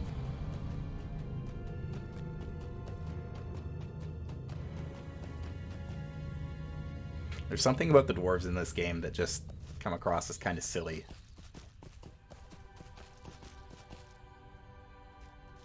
Hail, friend, and well met. I have played dwarves before. I know I've tried playing a dwarf guardian, but I didn't really like it. I didn't like guardian as a class. I tried playing a dwarf champion, I think. Or was that a human? I don't remember. But again, I just never really got that far with them.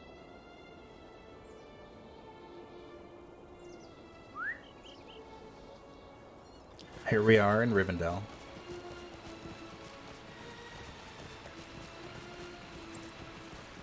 This is a very old region. Rivendell was in the vanilla game when it was originally released. This was basically as far east as you could go in the game.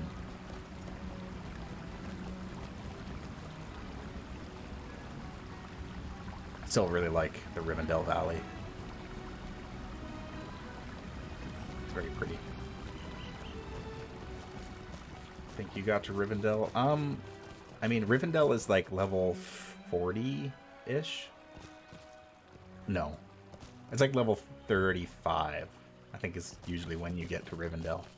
But I think what we did is we just ran there.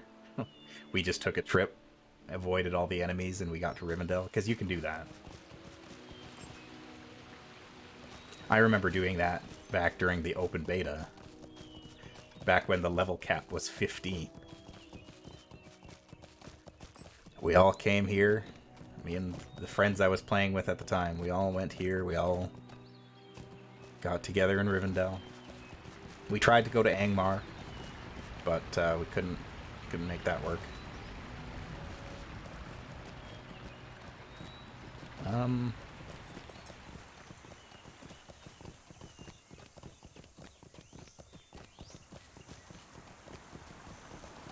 We actually, when we were trying to get to Angmar as level 15 characters, we ended up taking the wrong route.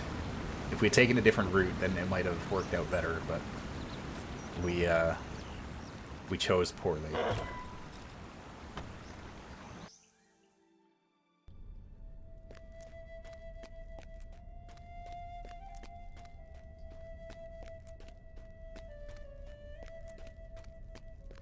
This is Elrond's house.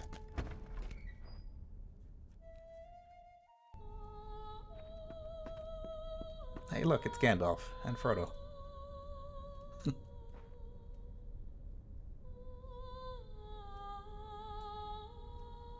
So like I said, I haven't completed the main quest, so technically they are here. They are in Rivendell.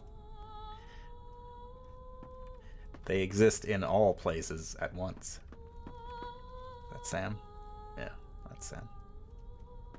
There's Merry and Pippin. Hey guys.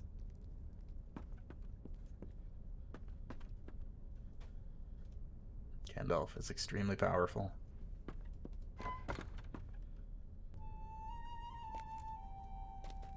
It is also kind of exciting that I'm almost at the point where presumably I will be able to see Gandalf the White, which is cool.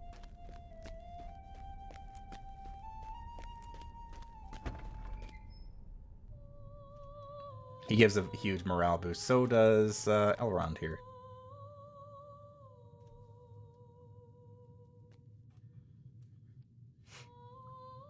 Not quite Hugo Weaving, but he's still very majestic.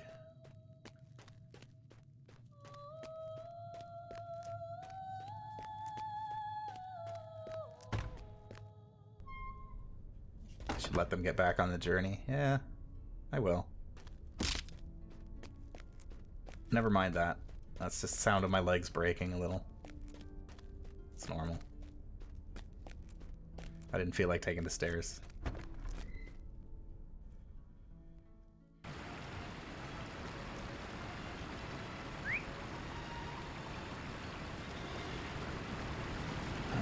There's another elf around here. Where is he? There's another elf around here who is very, very important in the books, but in the movies does not show up. It's Glorfindel.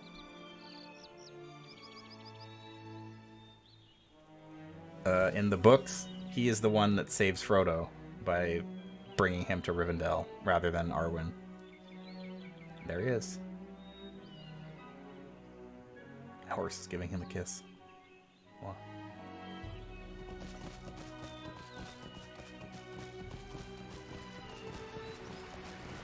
Yeah, there's a hope and despair system.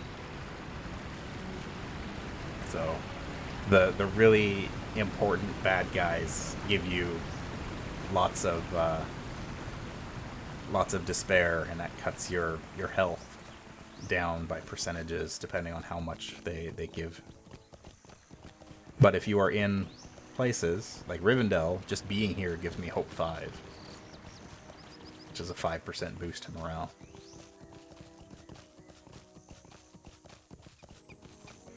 Just being here in Rivendell makes me feel good.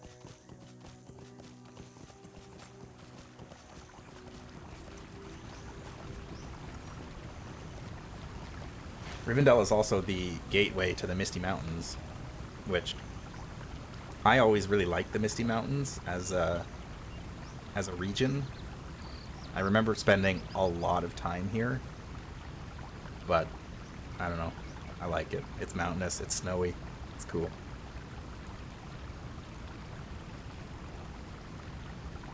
I guess it also connects to the Vales of the Anduin now, which is... that's way higher level stuff. That's like level 80, 90. Actually, it might even be more than that. That's probably like level 110.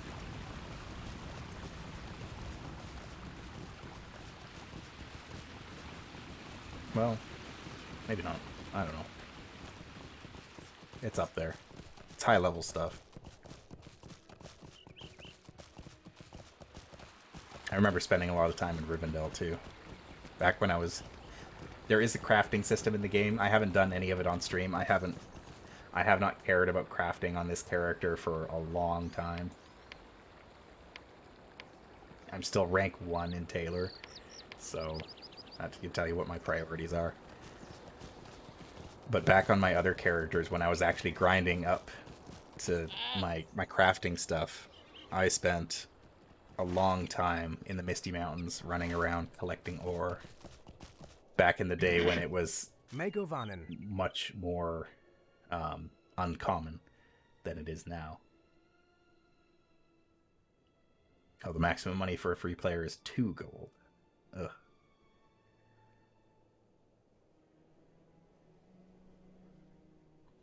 What is the next big place? I guess probably Bree.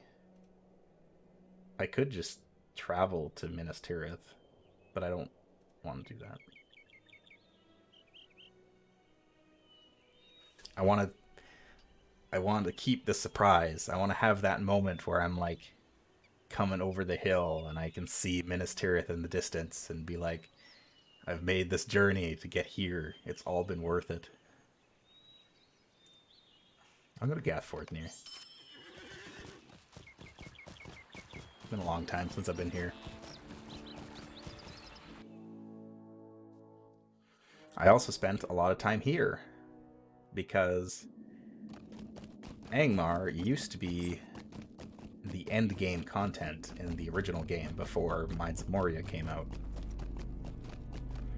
And I guess even after Mines of Moria, this was still like where all the raids and like lots of fellowship quests were. A lot of fellowship quests that I never even finished because I didn't have enough people to do them with. Like, yeah, like this whole region, this Imlad Balchorth, I think that there are raids for that, which I never did. Urugarth. I think I've run Urugarth before, like once. Same with Karn Doom. I have run it, I think, once in the past with just randos, and it was okay, but I haven't really done any like the raid content or anything like that. There is a raid to kill a giant spider here, the spider named Bogbarith, and I have done that raid. I remember doing that with just a bunch of randos, and it was really easy.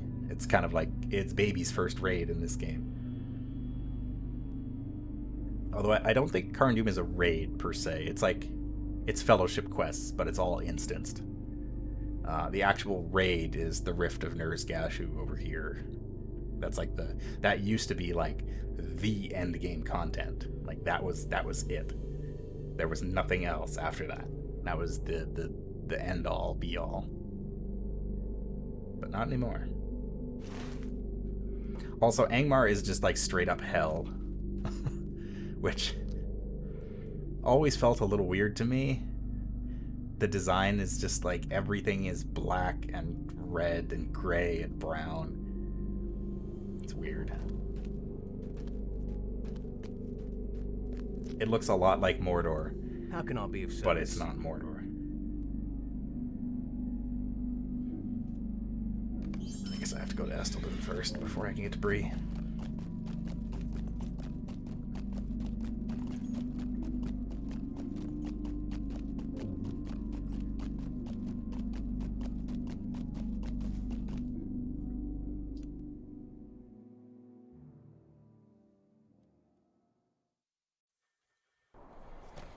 I was always interested in the story of Angmar, though. The actual like quest lines that you follow through there, they were kind of neat. You don't end up fighting the Witch King, obviously, because he is way too powerful. But there is there's another person that's like in charge of Angmar in his stead. I think his name's Mordorith. And he's a wraith. He's not a ring wraith, but he's like a wraith that was created by the ring wraiths. And he's like the big bad. He was basically the big bad for the vanilla game. And so you go and you fight him and you bring him down, and then you go out from there, and the story expands. But it was cool. There was like a whole plot line of like the rangers, and like a ranger gets stabbed and he turns into a wraith and he betrays you, and it was cool. I liked it. Greetings. I quite enjoyed the whole storyline of the rangers and Angmar.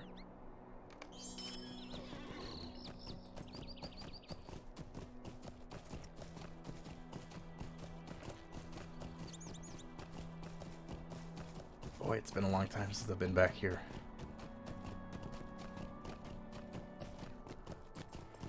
Good old North Downs.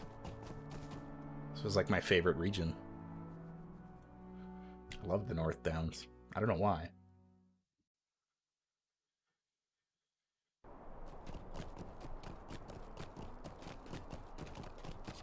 Oh, now this... It has been a long time since I've been back in Bree, that's for sure. How can I be of service?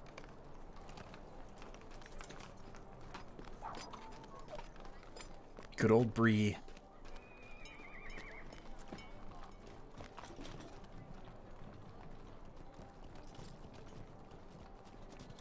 Yeah, alright.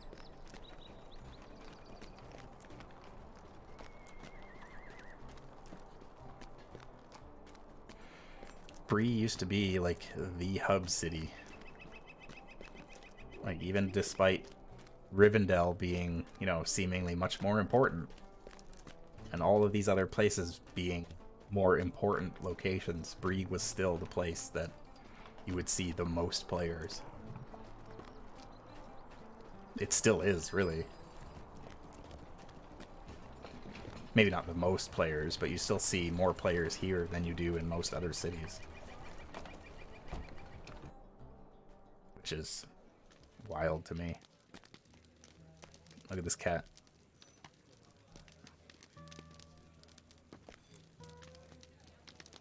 It's a good cat. Also, there he is. That's Barlaam Butterbur. It's the tavern keep here in the Prancing Pony.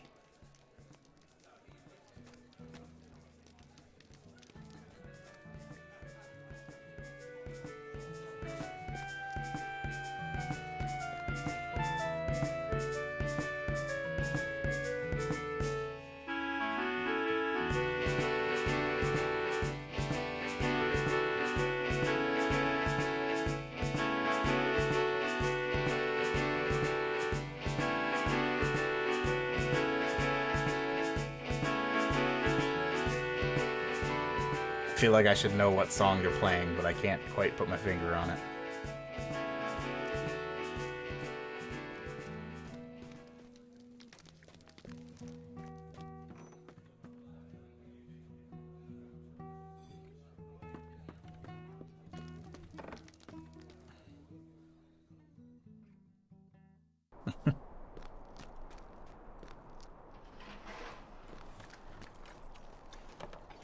Yeah. Yeah, every now and then, I'm pretty sure there are groups of players in this game who just, like, are set up to just play music. And that's what they do. They just go around and play songs. And they've got, like, guilds set up to do it and everything. It's kind of cool.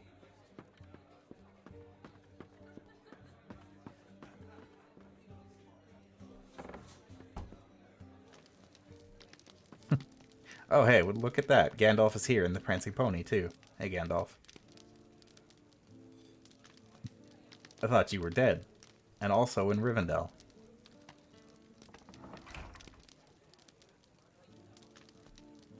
Why do you disturb me? The road to the Lonely Mountain.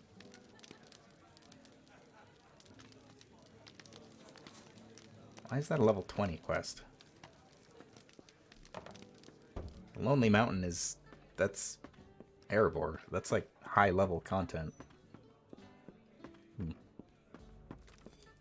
Very strange.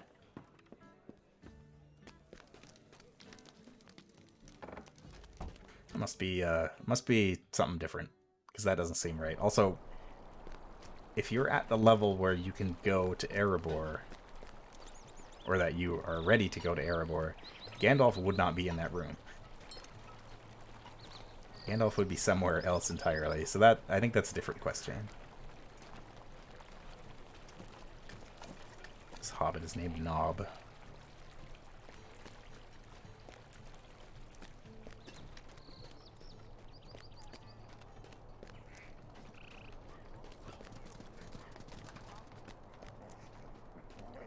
I think there are services that are offered here in Bree that aren't offered anywhere else. Yeah, I'm pretty sure there's a taxidermist here.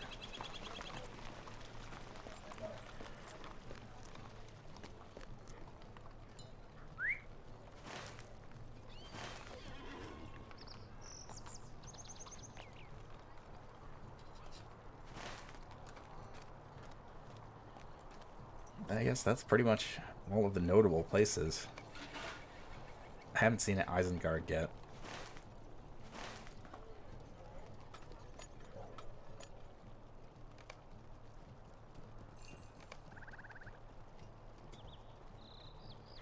I've still got a ways to go before I can get to Edoras and Helm's Deep there.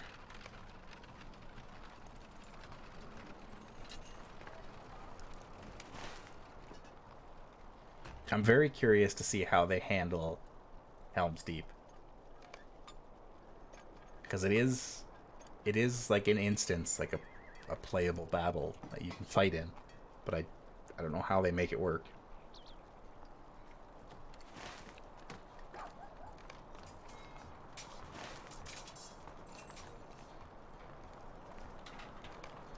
Paths of the Dead.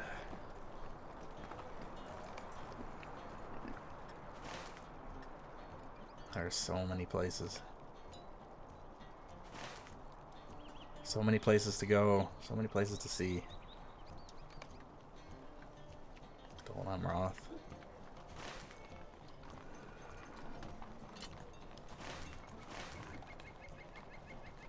It's crazy to me how much content has just been added to this game over time.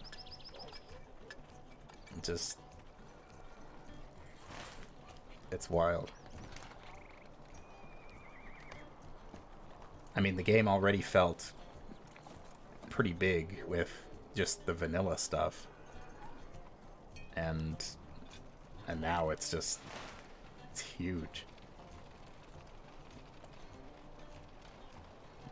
Although the one thing that bugs me more than anything else is that Eriador has its own region that you can go into. Makes sense. Rovanion. Makes sense.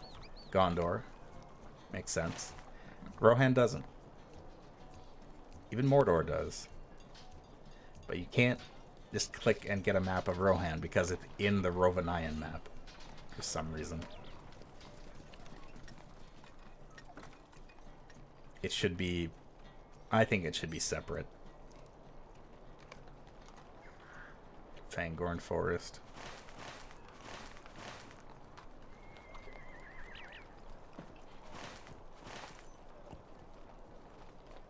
Now, how do I get back?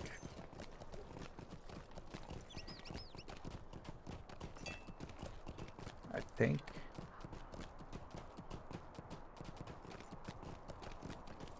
Wait, how do I get to Lonelands? The Troll Shaw is right, and that goes to Regan. Okay, so I should be able to get back to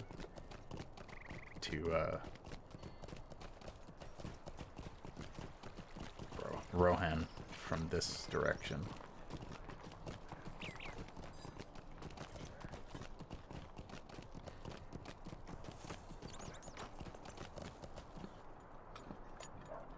What can I do for you? Oh, Minas Tirith, Midsummer. Oh, I can just get right back to Stanguard. Even better. Let's do that.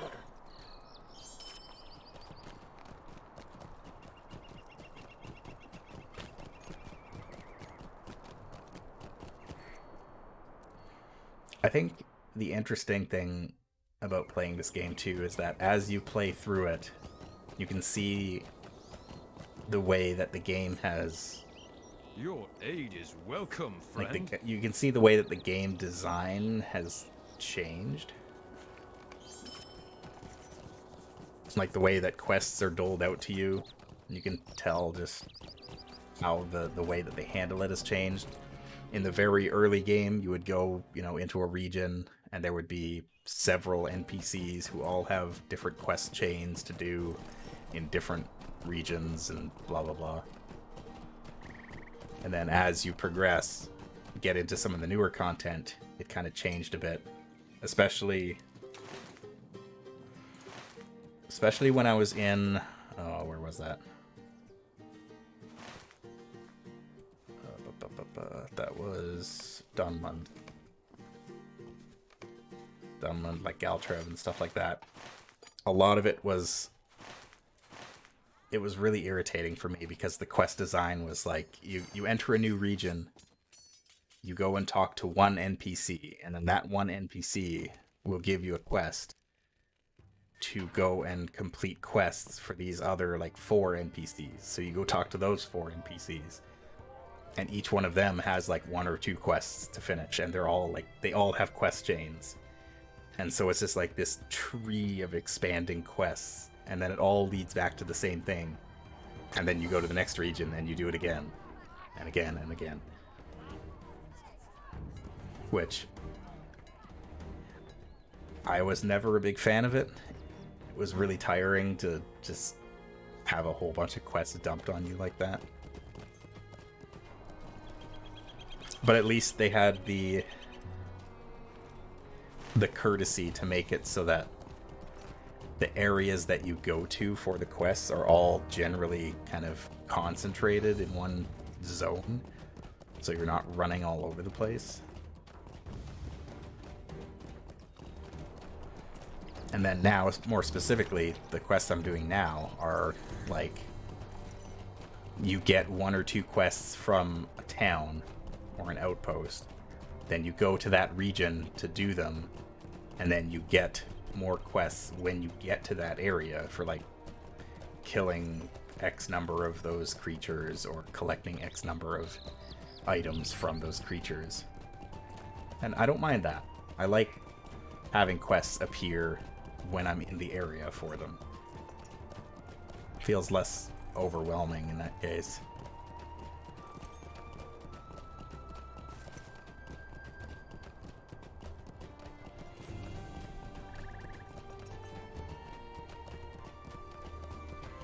There's just so many quests to be done in this game that I don't have time to do all of them.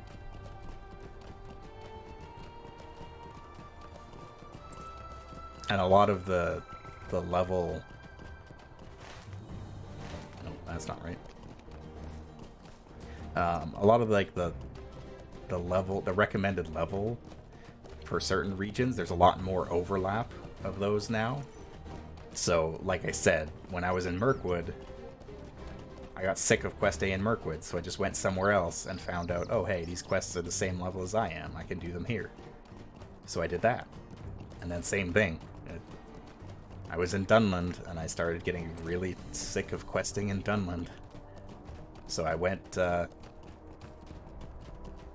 down to south of Lothlorien, and turns out, yep, quests were the same level as I was, so I can just pick it up from there. It feels like leveling is a lot easier than it used to be. I gain levels very, very quickly in this game. Just by doing quests.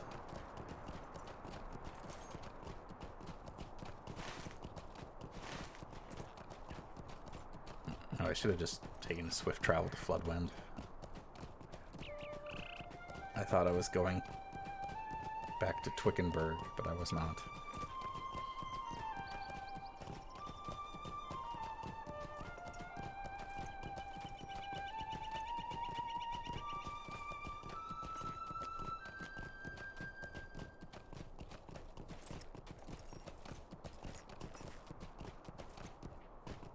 I like Rohan.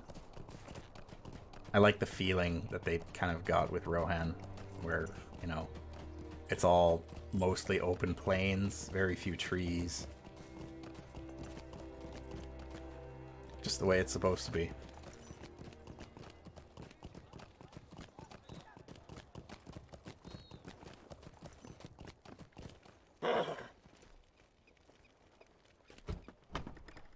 The Thane of Floodwind is in the Mead Hall.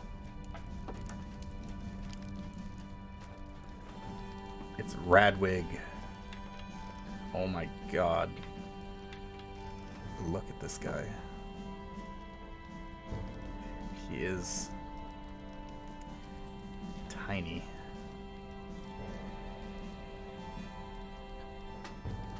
Oh, I guess he is just a boy. That explains it. This is his mom. Hi, Etta.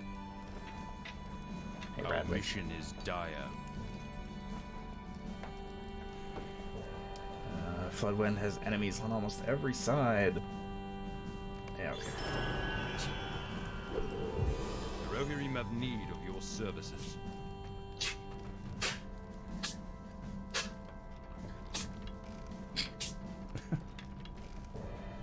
Goodness.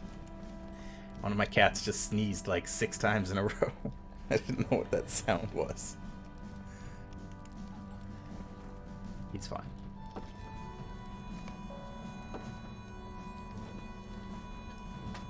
Our mission is Hi, dire. Etta. Many will agree with me if you ask around. Oh, goodness. All the treat redeems.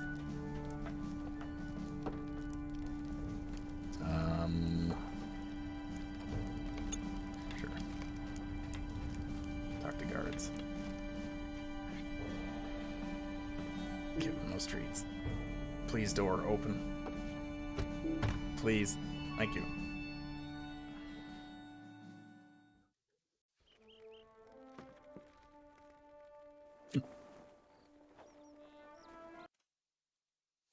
In that case.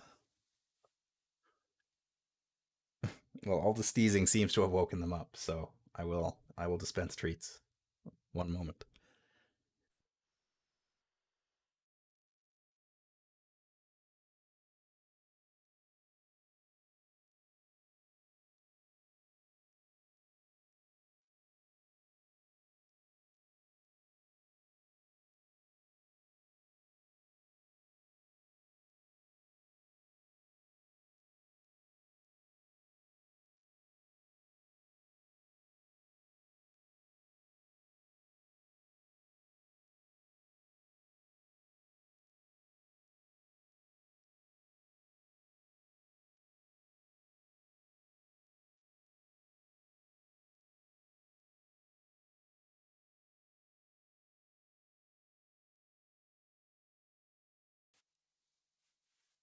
Alright, they have been given treats and extra treats.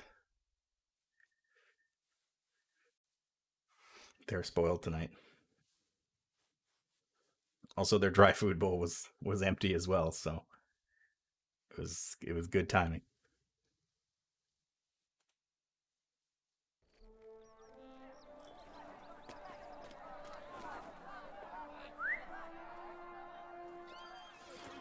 Now they've just been taking a power nap for the last several hours after dinner. So they will be awake and running all over the house now.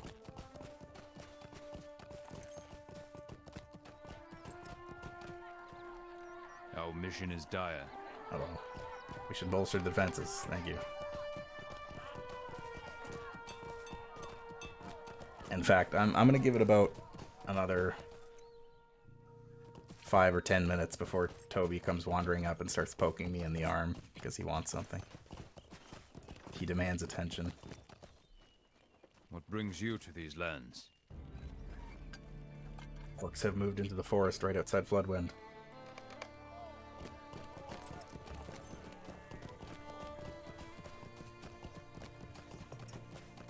I noticed that the Endor... Why did I say Endor? I have too much Star Wars on the mind. The Rohan quest lines in this game involve a lot of, like, going around and talking to people.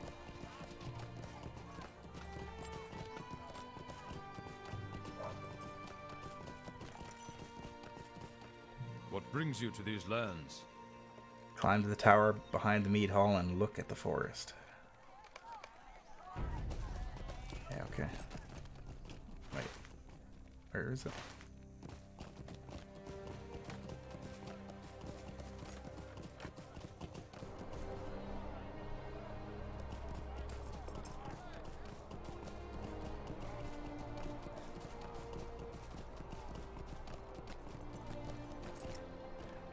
It's that one, but I have to go into town. That's weird.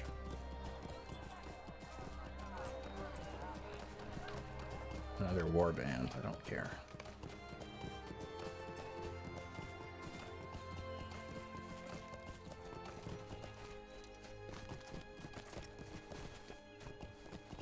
I do not want to hunt down these warbands because mounted combat is extremely clunky.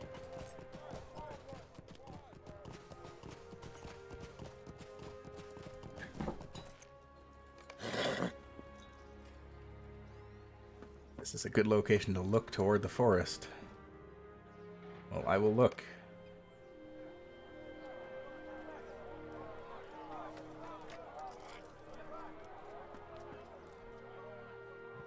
What did I see?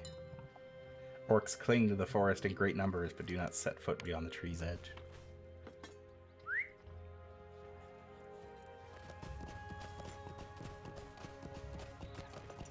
The Thane must know. Most of Rohan's plot so far has basically just been this. That there are people who live here and that things have gotten dark as of late. And oh no, there are bad people just right outside our doorstep. What business have you with the Rohirrim? What brings you to these lands? He wishes to be like his father, but his father died from his rash bravery. Be smarter, Radwig. The Rohirrim have need of your services. Gather wood from the abandoned worksite. Alright.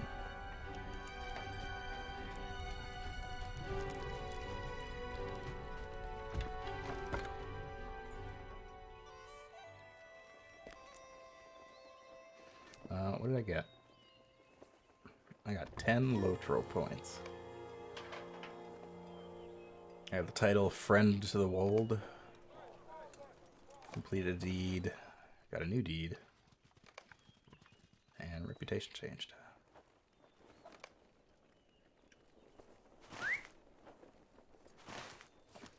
So I just completed a deed for doing quests in this area.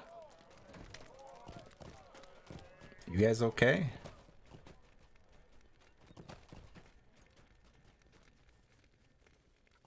I can't select them.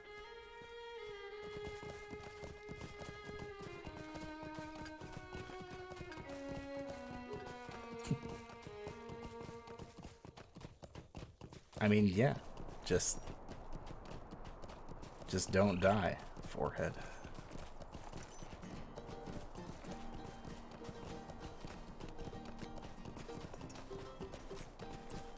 That is kind of the running theme of Rohan, though, that they are not particularly the smartest of the bunch.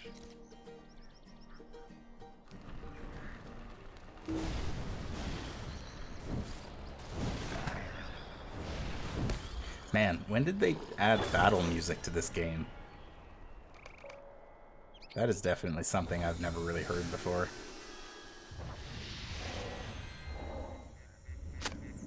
But yes, I do enjoy the music in this game quite a bit. Defeat the Warg Matron. Fuck pelts. Some of the music in the old, like the original game, specifically, the music from the Lone Lands is stuck in my head. As soon as I hear the music play, I know exactly. It brings me right back to that. It's super nostalgic. And then there's the music that plays in Garth Agarwen, which is like a fellowship dungeon is also very good.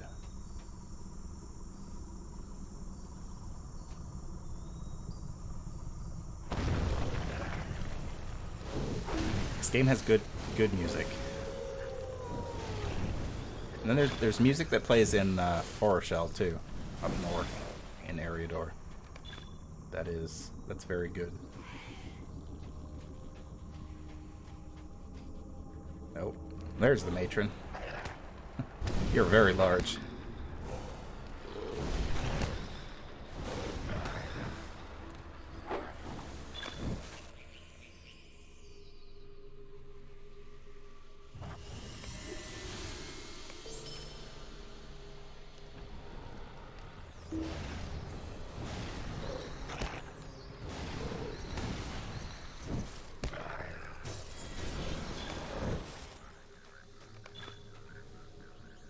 This wood.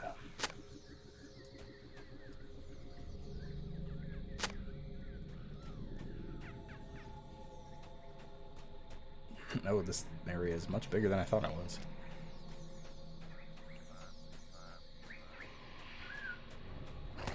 Well, let's round up some wargs.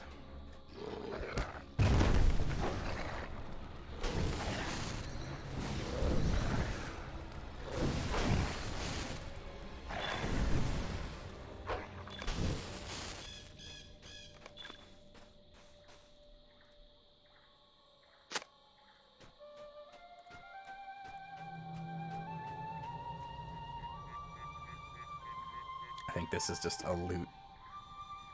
Yeah, that's just loot.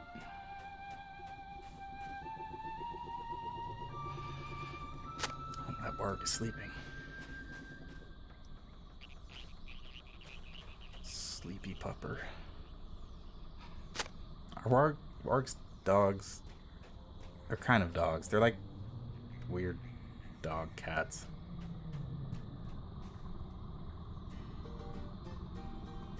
Oh, it's another matron.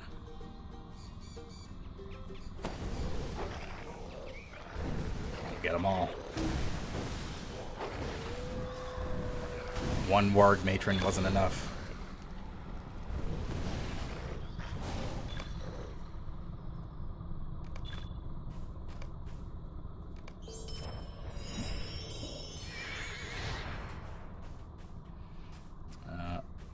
I need one more piece of wood and then I can get out of here. Cool.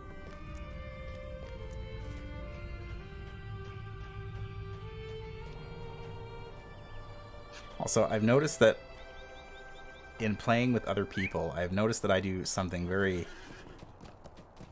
not very strange, but I do something strange in this game, and that is... I like... If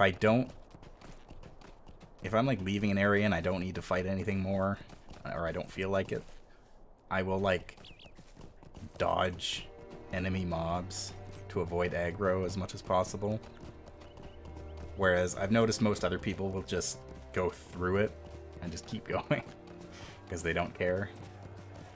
But I always try to like dodge around enemies, and so I look very silly sometimes. I've gotten good at doing it over many years. Oh, can't go over the fire. Hey Radwig, I got some wood for you. I also got a bunch of wolf pelts for you. Danger is near. The Rohirrim will need your aid. Chicken run. Chicken run. Danger is near.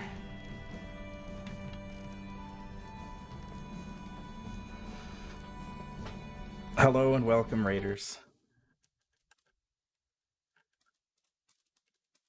Danger is near.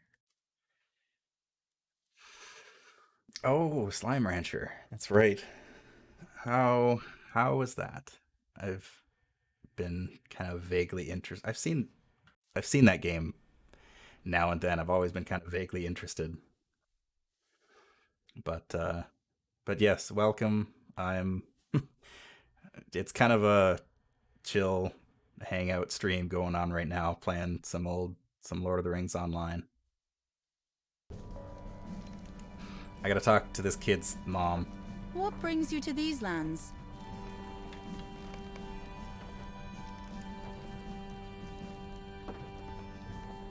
Studying. Oh, okay. Studying the wordsies in their natural habitat. Super fun and relaxed. Will you aid the Horse Lords? Dr. Radwig at Ninstags. Okay. We'll do that.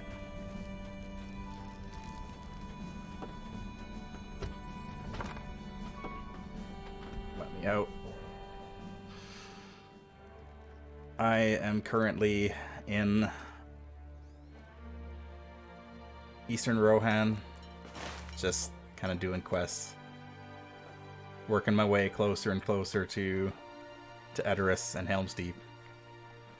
That's still a ways off. I think Helm's Deep is around like level 85 content, and I am a mere 78. But mostly just kind of going around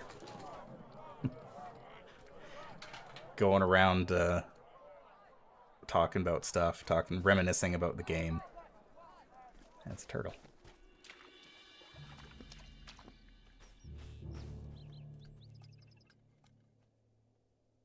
Very cozy game. I kind of expected it to be, but I'm glad that it is indeed cozy. This is a very cozy game for me. Probably not so much for other people, but this game is more than 13 years old now. And I've been playing it off and on for those 13 years. It's not perfect, but it holds a very special place in my heart. I wouldn't say it has had a resurgence. Like, it's been getting regular content updates ever since it launched, basically. Like, they're still adding new stuff to the game, which is wild. But I don't know if more people are playing it lately. It's free to play. To a point. Without fandom necromancy. It is wild. Like, when I first started playing this game back in 2007, I never expected the game to get this far. Like, we made when I was playing with my original friend group, where am I going? We made jokes about like, haha, can you imagine how long it'll be until we get to go to Mordor? And now Mordor is in the game. Because, I guess to clear it up, originally in the game, it was just Eriador. That's all it was. It was just this region. And then they introduced the Mines of Moria, and then Rovanian, Lothlorien, Rohan, Gondor, and now Mordor. So, Mordor is straight up a region in the game that you can travel to and quest in. It's crazy to me. But yeah, we used to joke about that, you know, how long will it be until we can go to Mordor? Turns out, about 10 years? I think that's about how long it took.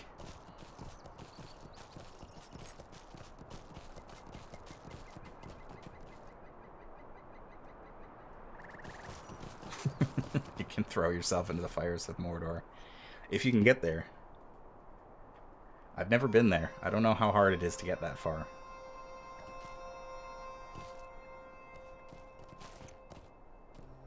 I could definitely take you to, like... I could take you to Angmar. It looks a lot like Mordor, but less volcanoes.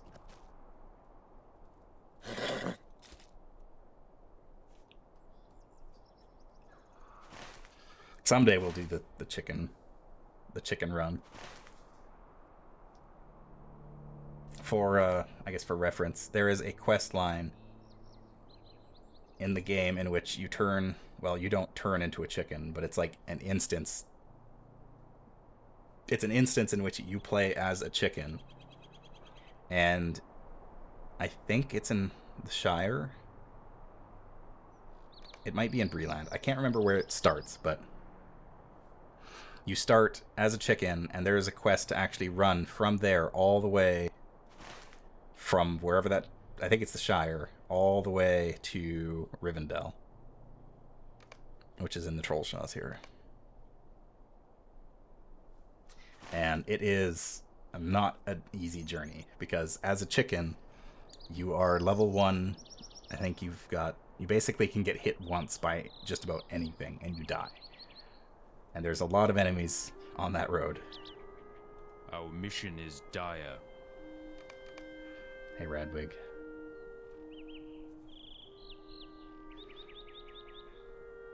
Right now I'm helping this Thane of Rohan fight orcs, but he is being The Rohirrim brash. have need of your services. See,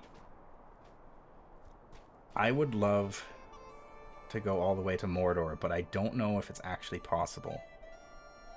No, it might be, because I gotta think about that now. Because how do you actually get into Mordor? The only way into Mordor, I believe, is... well, you might be able to go through Minas Morgul. Or through, like, the wastes up here. Someone confirmed you can do it. Because I'm just thinking, because there are points, like, for example, nope, South Mirkwood. You literally cannot get to South Mirkwood without having to talk to an NPC and get them to take you there by boat. It's the only way that you can get there. So that for sure, you wouldn't be able to do this with a chicken. Because you can't. I think. Maybe you can. Maybe you can swim across the river, but that's the impression that I got. So I assumed that there was more of that, but there might not actually be. I think all these regions would actually be connected. You would have to go all the way down through Rohan, probably into Gondor, and then presumably somehow find a way to Mount Doom. It would be fun. Although, if you die, you would spawn back, way back at the start. And you get 1 life, and that's it. Shire, Baggins.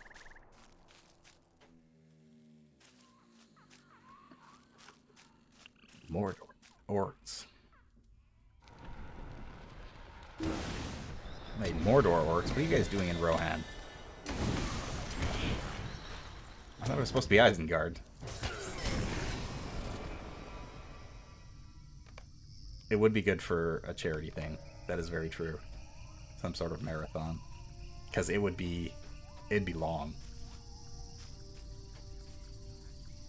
I remember Kraken doing something like that in World of Warcraft a while back.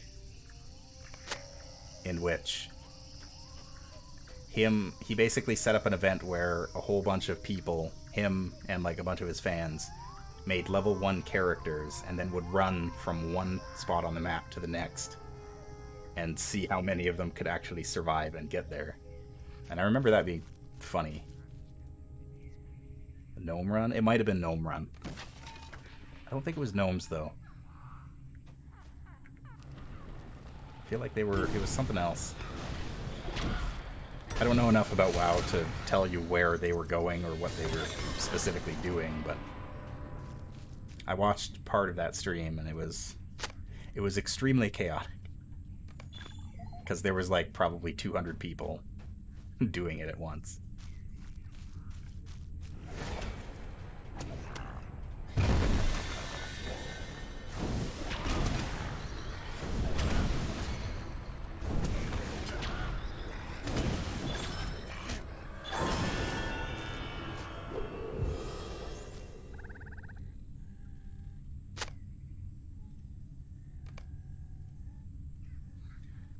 Legendary bridle needs to be reforged. I don't care.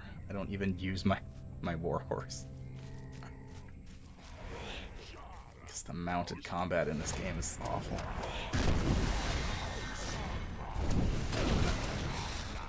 I was so excited to get to the mounted combat because I've never seen it before. And then I spent like 30 seconds on the war steed and I was like, this is awful. I can't do this.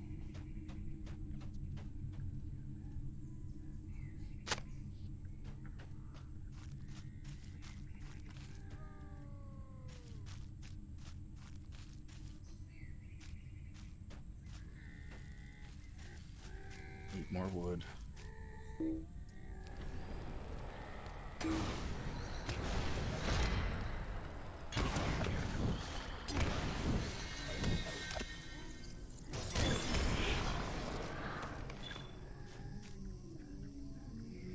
But yeah, doing the chicken run, I think would be pretty fun.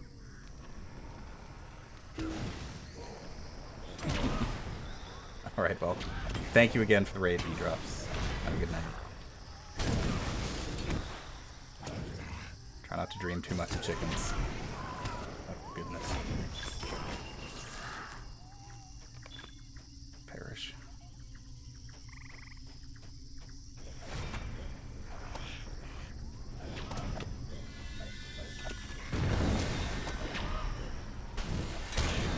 Man, rune keepers are just...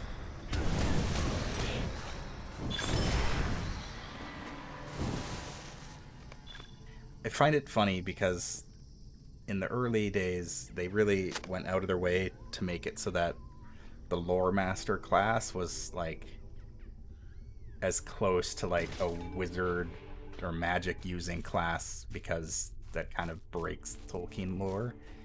And then they made the rune keeper and it was just like, yeah, you use runes to like throw fireballs and stuff.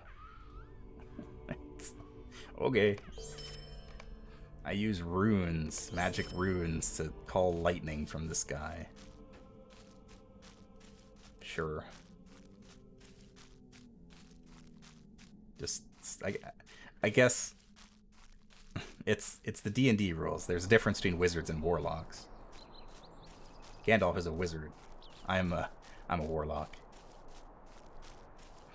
Yeah, Lore Master is basically like, it's still quote unquote magic, but it's like the flavor of it is that everything you do is because you're so well read in the lore and that kind of stuff that you have an understanding of how this kind of thing works. And it's not like explicit magic. The Rune Keeper is not that. What business have you with the Rohirrim? The Rohirrim will need your aid. Defeat their war leader for Mordor. Our success depends upon our strength. God, so many Will quests. you aid us? Will you aid the Horse Lords? Fireballs aren't deadly. It's also worth pointing out that our health isn't actually health, it is technically morale. That's actually one of the things that I like about the game, is that they explicitly make it so that your health isn't just, oh, you ran out of health, so you died. Because in Lord of the Rings, if you die, you're dead. You're not coming back, unless you're an angel. So making it as morale makes it so that, oh, you've just been defeated. And then you come back. Once you have regained your morale.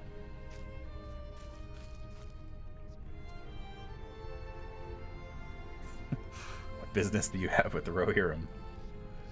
Indeed. I have kind of done a lot for these people.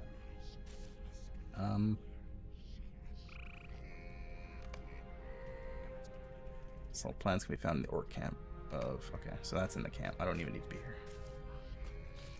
I have enough plot armor to survive. Basically, yeah. Just gonna collect all of you guys to clear it out a bit.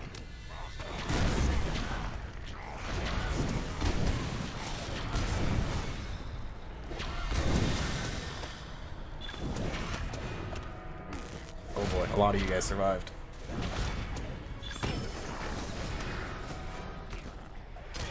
Lightning. Oh, he resisted it. Who is this orc?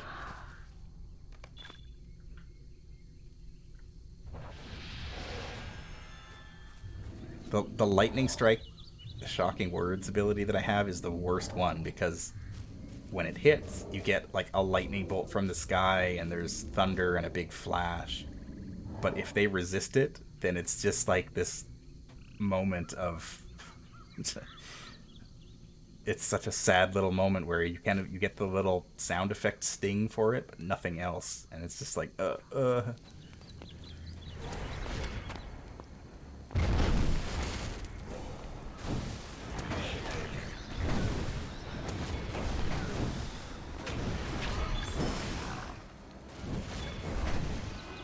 perish. More plants. Have a bunch of items and a backpack. Sure. These ornate caches are for the scholar crafting class, which I do not have, so I cannot interact with them.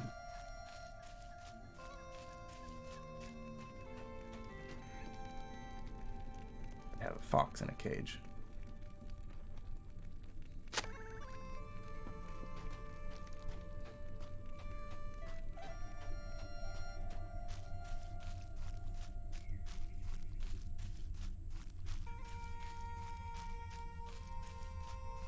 Alright, the war leader should be around here somewhere, presumably. Oh, hi guys.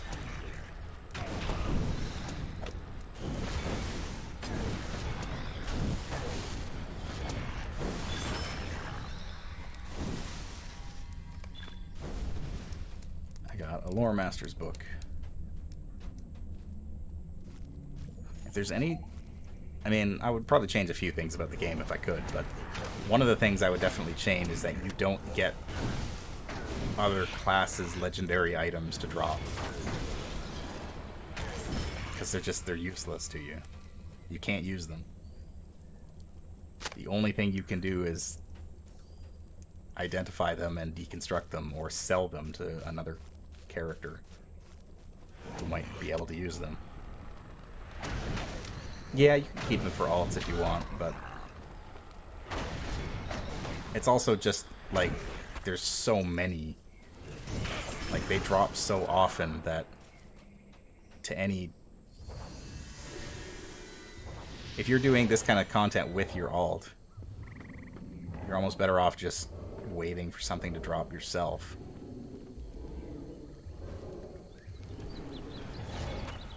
I think I'd drop both of you guys.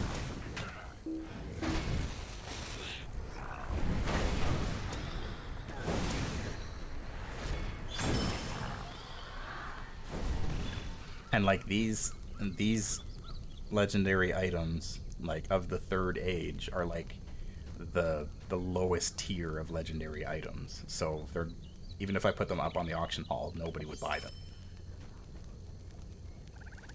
There he is.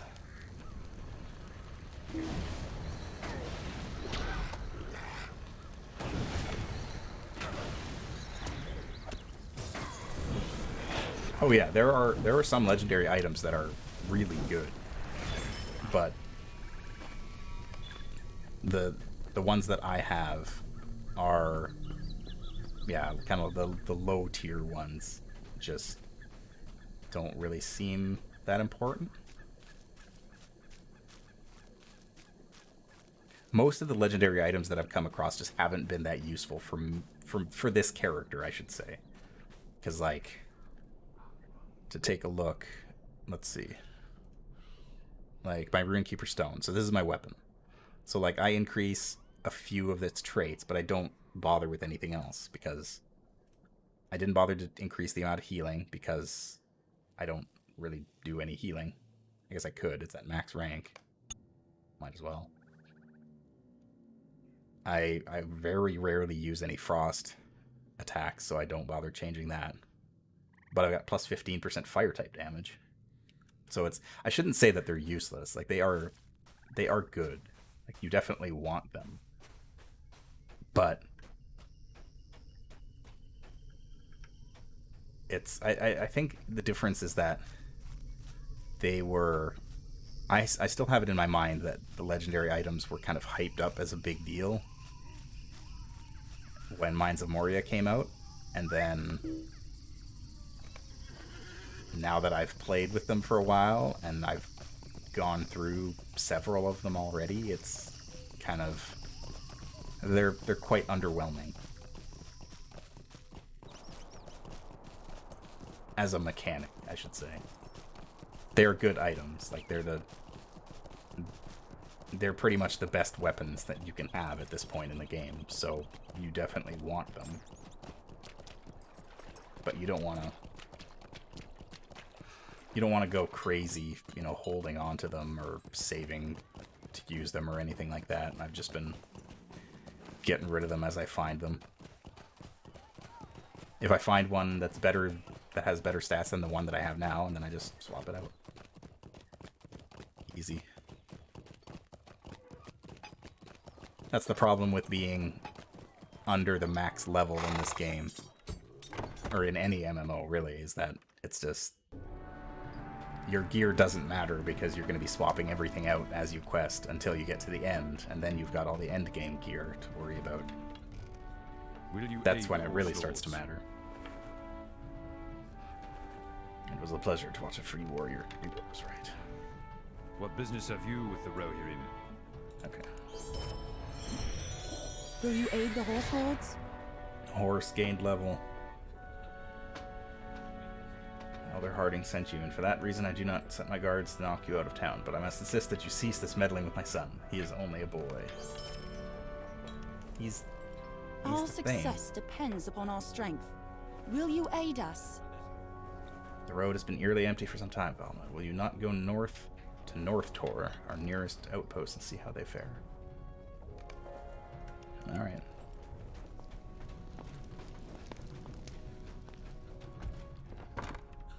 I mean, sure, he's a boy, but she's like making it out that I'm a bad influence on him.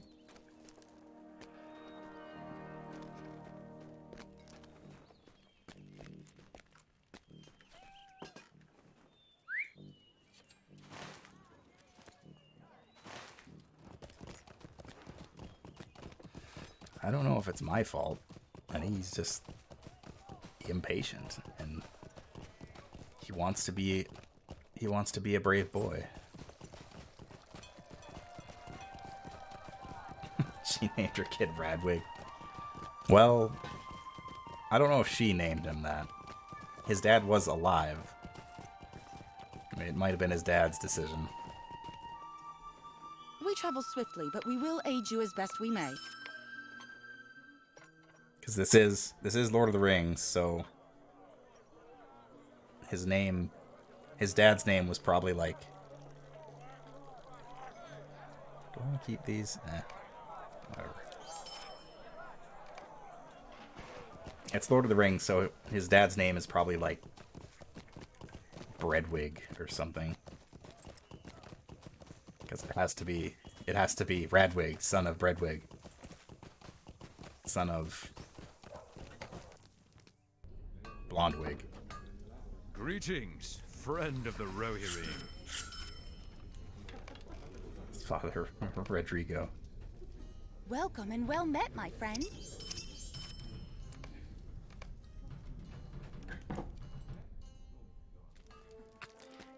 That wasn't Twitch dropping frames, that was just the game lagging out for that moment when I turned to the door, so I got like 2 frames.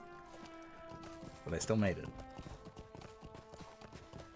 That's actually one of the funniest parts about Lord of the Rings Online, is that if you go to a notary, you can actually, or like, at least you used to be able to do it. Yeah, so you can actually change your generation in your biography here, and you can have other players adopt you. So you can actually have the title of like son of or daughter of this other person.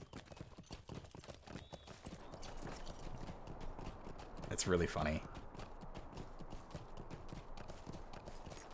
One of the best things I think that they did with this game was the title system, just because it's so needlessly complex, the amount of titles that you can have in this game. But it's just fun. You can be anything you want. What are the craziest titles that I have? Heroine of the Lost. That's a good one. I mean, Lord of the Rings is all about titles. Like, it's a part of the world that is, you have a title, and that is what you are known as. Gandalf has like 5 of them.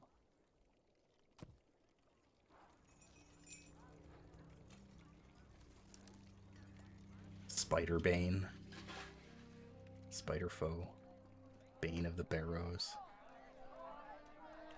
Oh, I did get all of these ones.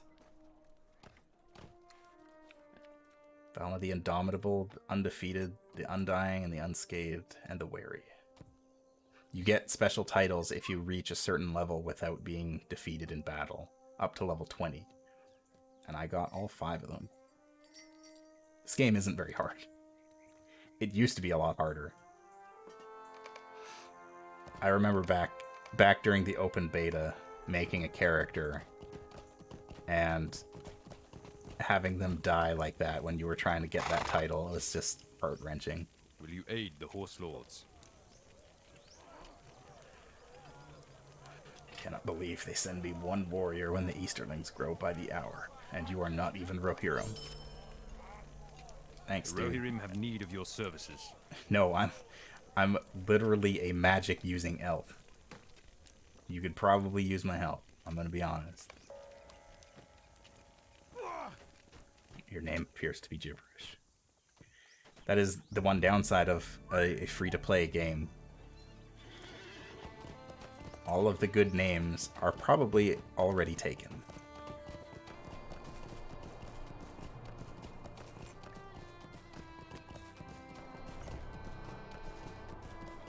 Horse.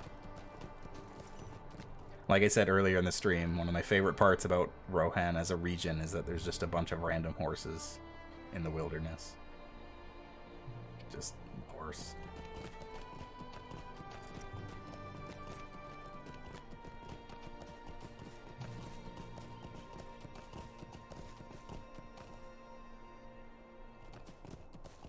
Oh, well, that's good.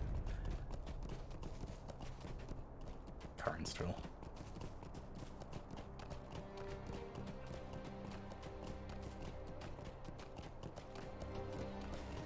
It may be gibberish, but it sounds good. Wait, where is this? Where is this sending me?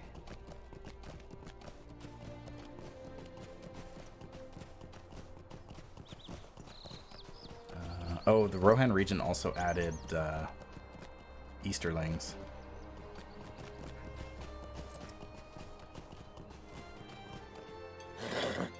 Easterlings are now in the game.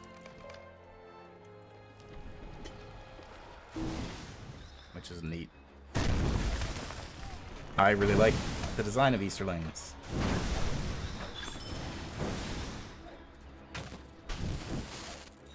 I mean, these guys don't have like the armor and stuff on, so they don't count.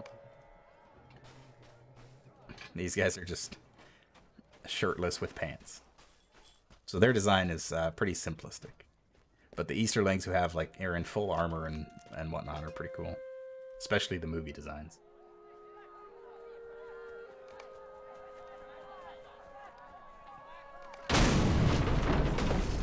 Wow, that was loud.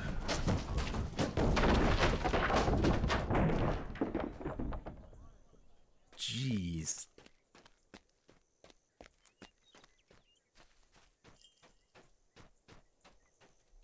Do it again.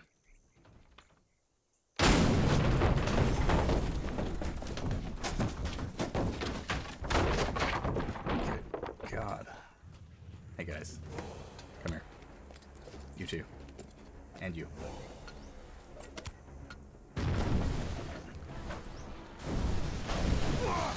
These men get paid to chop wood. They know what their jobs are, and they do them well. Oh my god, it didn't kill any of them.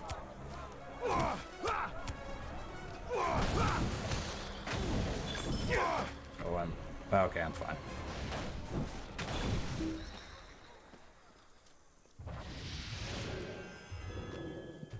Whenever my runestone doesn't actually kill everybody, or kill most of the people, and there's like 3 people left attacking me, that's when the panic sets in.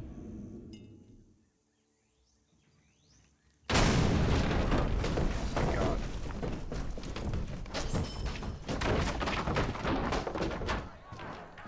Okay. What? Oh, it's a look. Ow.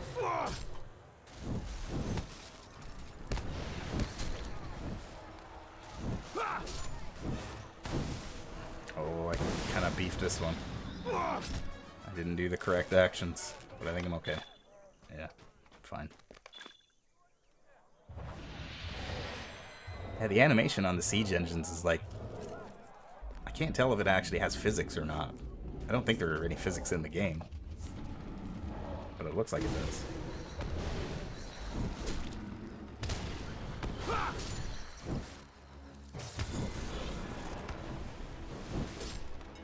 Oh, he resisted a bunch of my damage.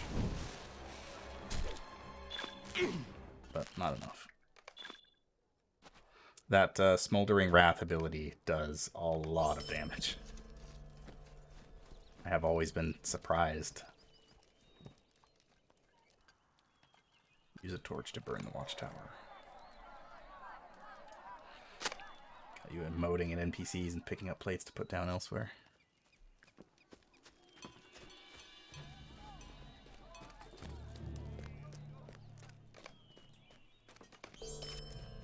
The elf intro, I don't know if it still is. I think it is. But the elf intro used to be like you actually saw the resurrection of one of the villains that would be that you would like be fighting against for the most of the vanilla game.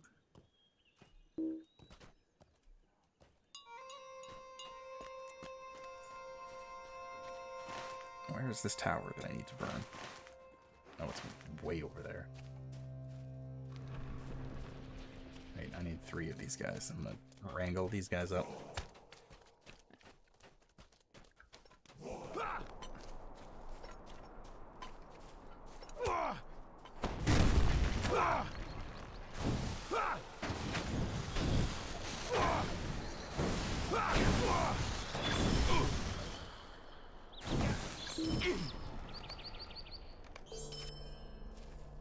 In fact, I think once you get out of the intro,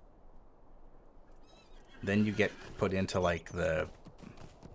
It's not the actual game world, but it's kind of like the tutorial quest line, I guess. It's like a... It's an area that you spend a bunch of time doing like minor quests and learning how the game works. And I'm pretty sure that actually takes place before The Hobbit. Oh my goodness, there's so many quests here.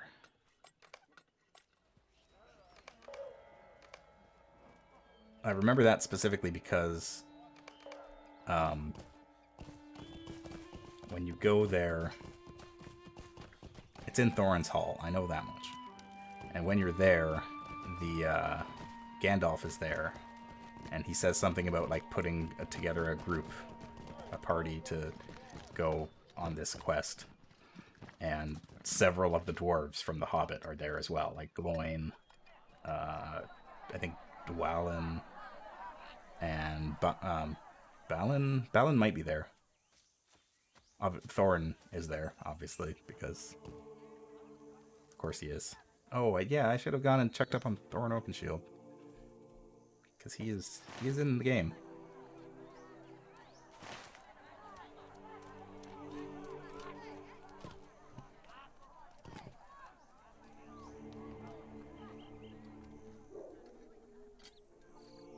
In any event.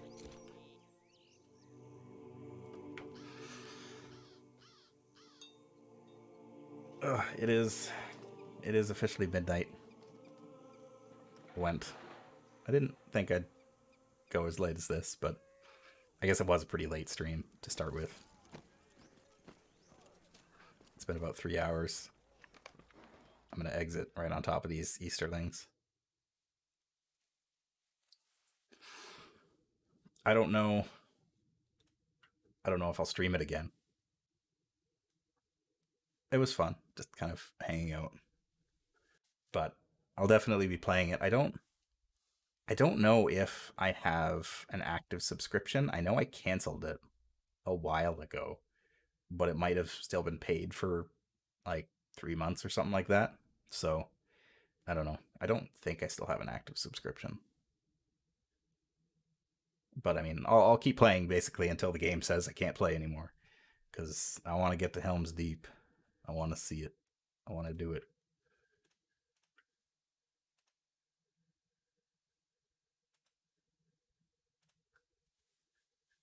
I think I might still have a subscription. Doesn't feel like I should though, because I canceled my subscription. VIP was the active sub. Yeah, maybe it does. Maybe I was paying for like. I think I might have paid for like a 6-month subscription a long time ago, and then canceled it because I didn't want it to renew, but it was still paid up after a certain point. So yeah, it would make sense. It's the thing is, well, is the VIP active sub, because I have some features that free to play players don't, just because I did have a subscription before. Like I have 5 bags in my inventory all the time. It's a permanent upgrade. And when you buy the expansion packs, you have that content permanently, from what I can tell. Premium player is the X sub tier. All right. Well, apparently I still do have an active subscription, so until it starts being a problem, I'll probably keep playing. But we'll see. Thank you for watching. It's late. I'll send you to the void. I'll be back. I think I'll probably be playing Satisfactory tomorrow afternoon. A bit of my last holiday stream before the days in question. So tune in for that. Yeah, you could. It's just Valna with 2 A's, just like that. So yes, thank you again for watching. Carnios, if you want to talk or you got questions or anything, let me know on Discord and we'll go from there. But I will see you next time. Thank you again, and good night.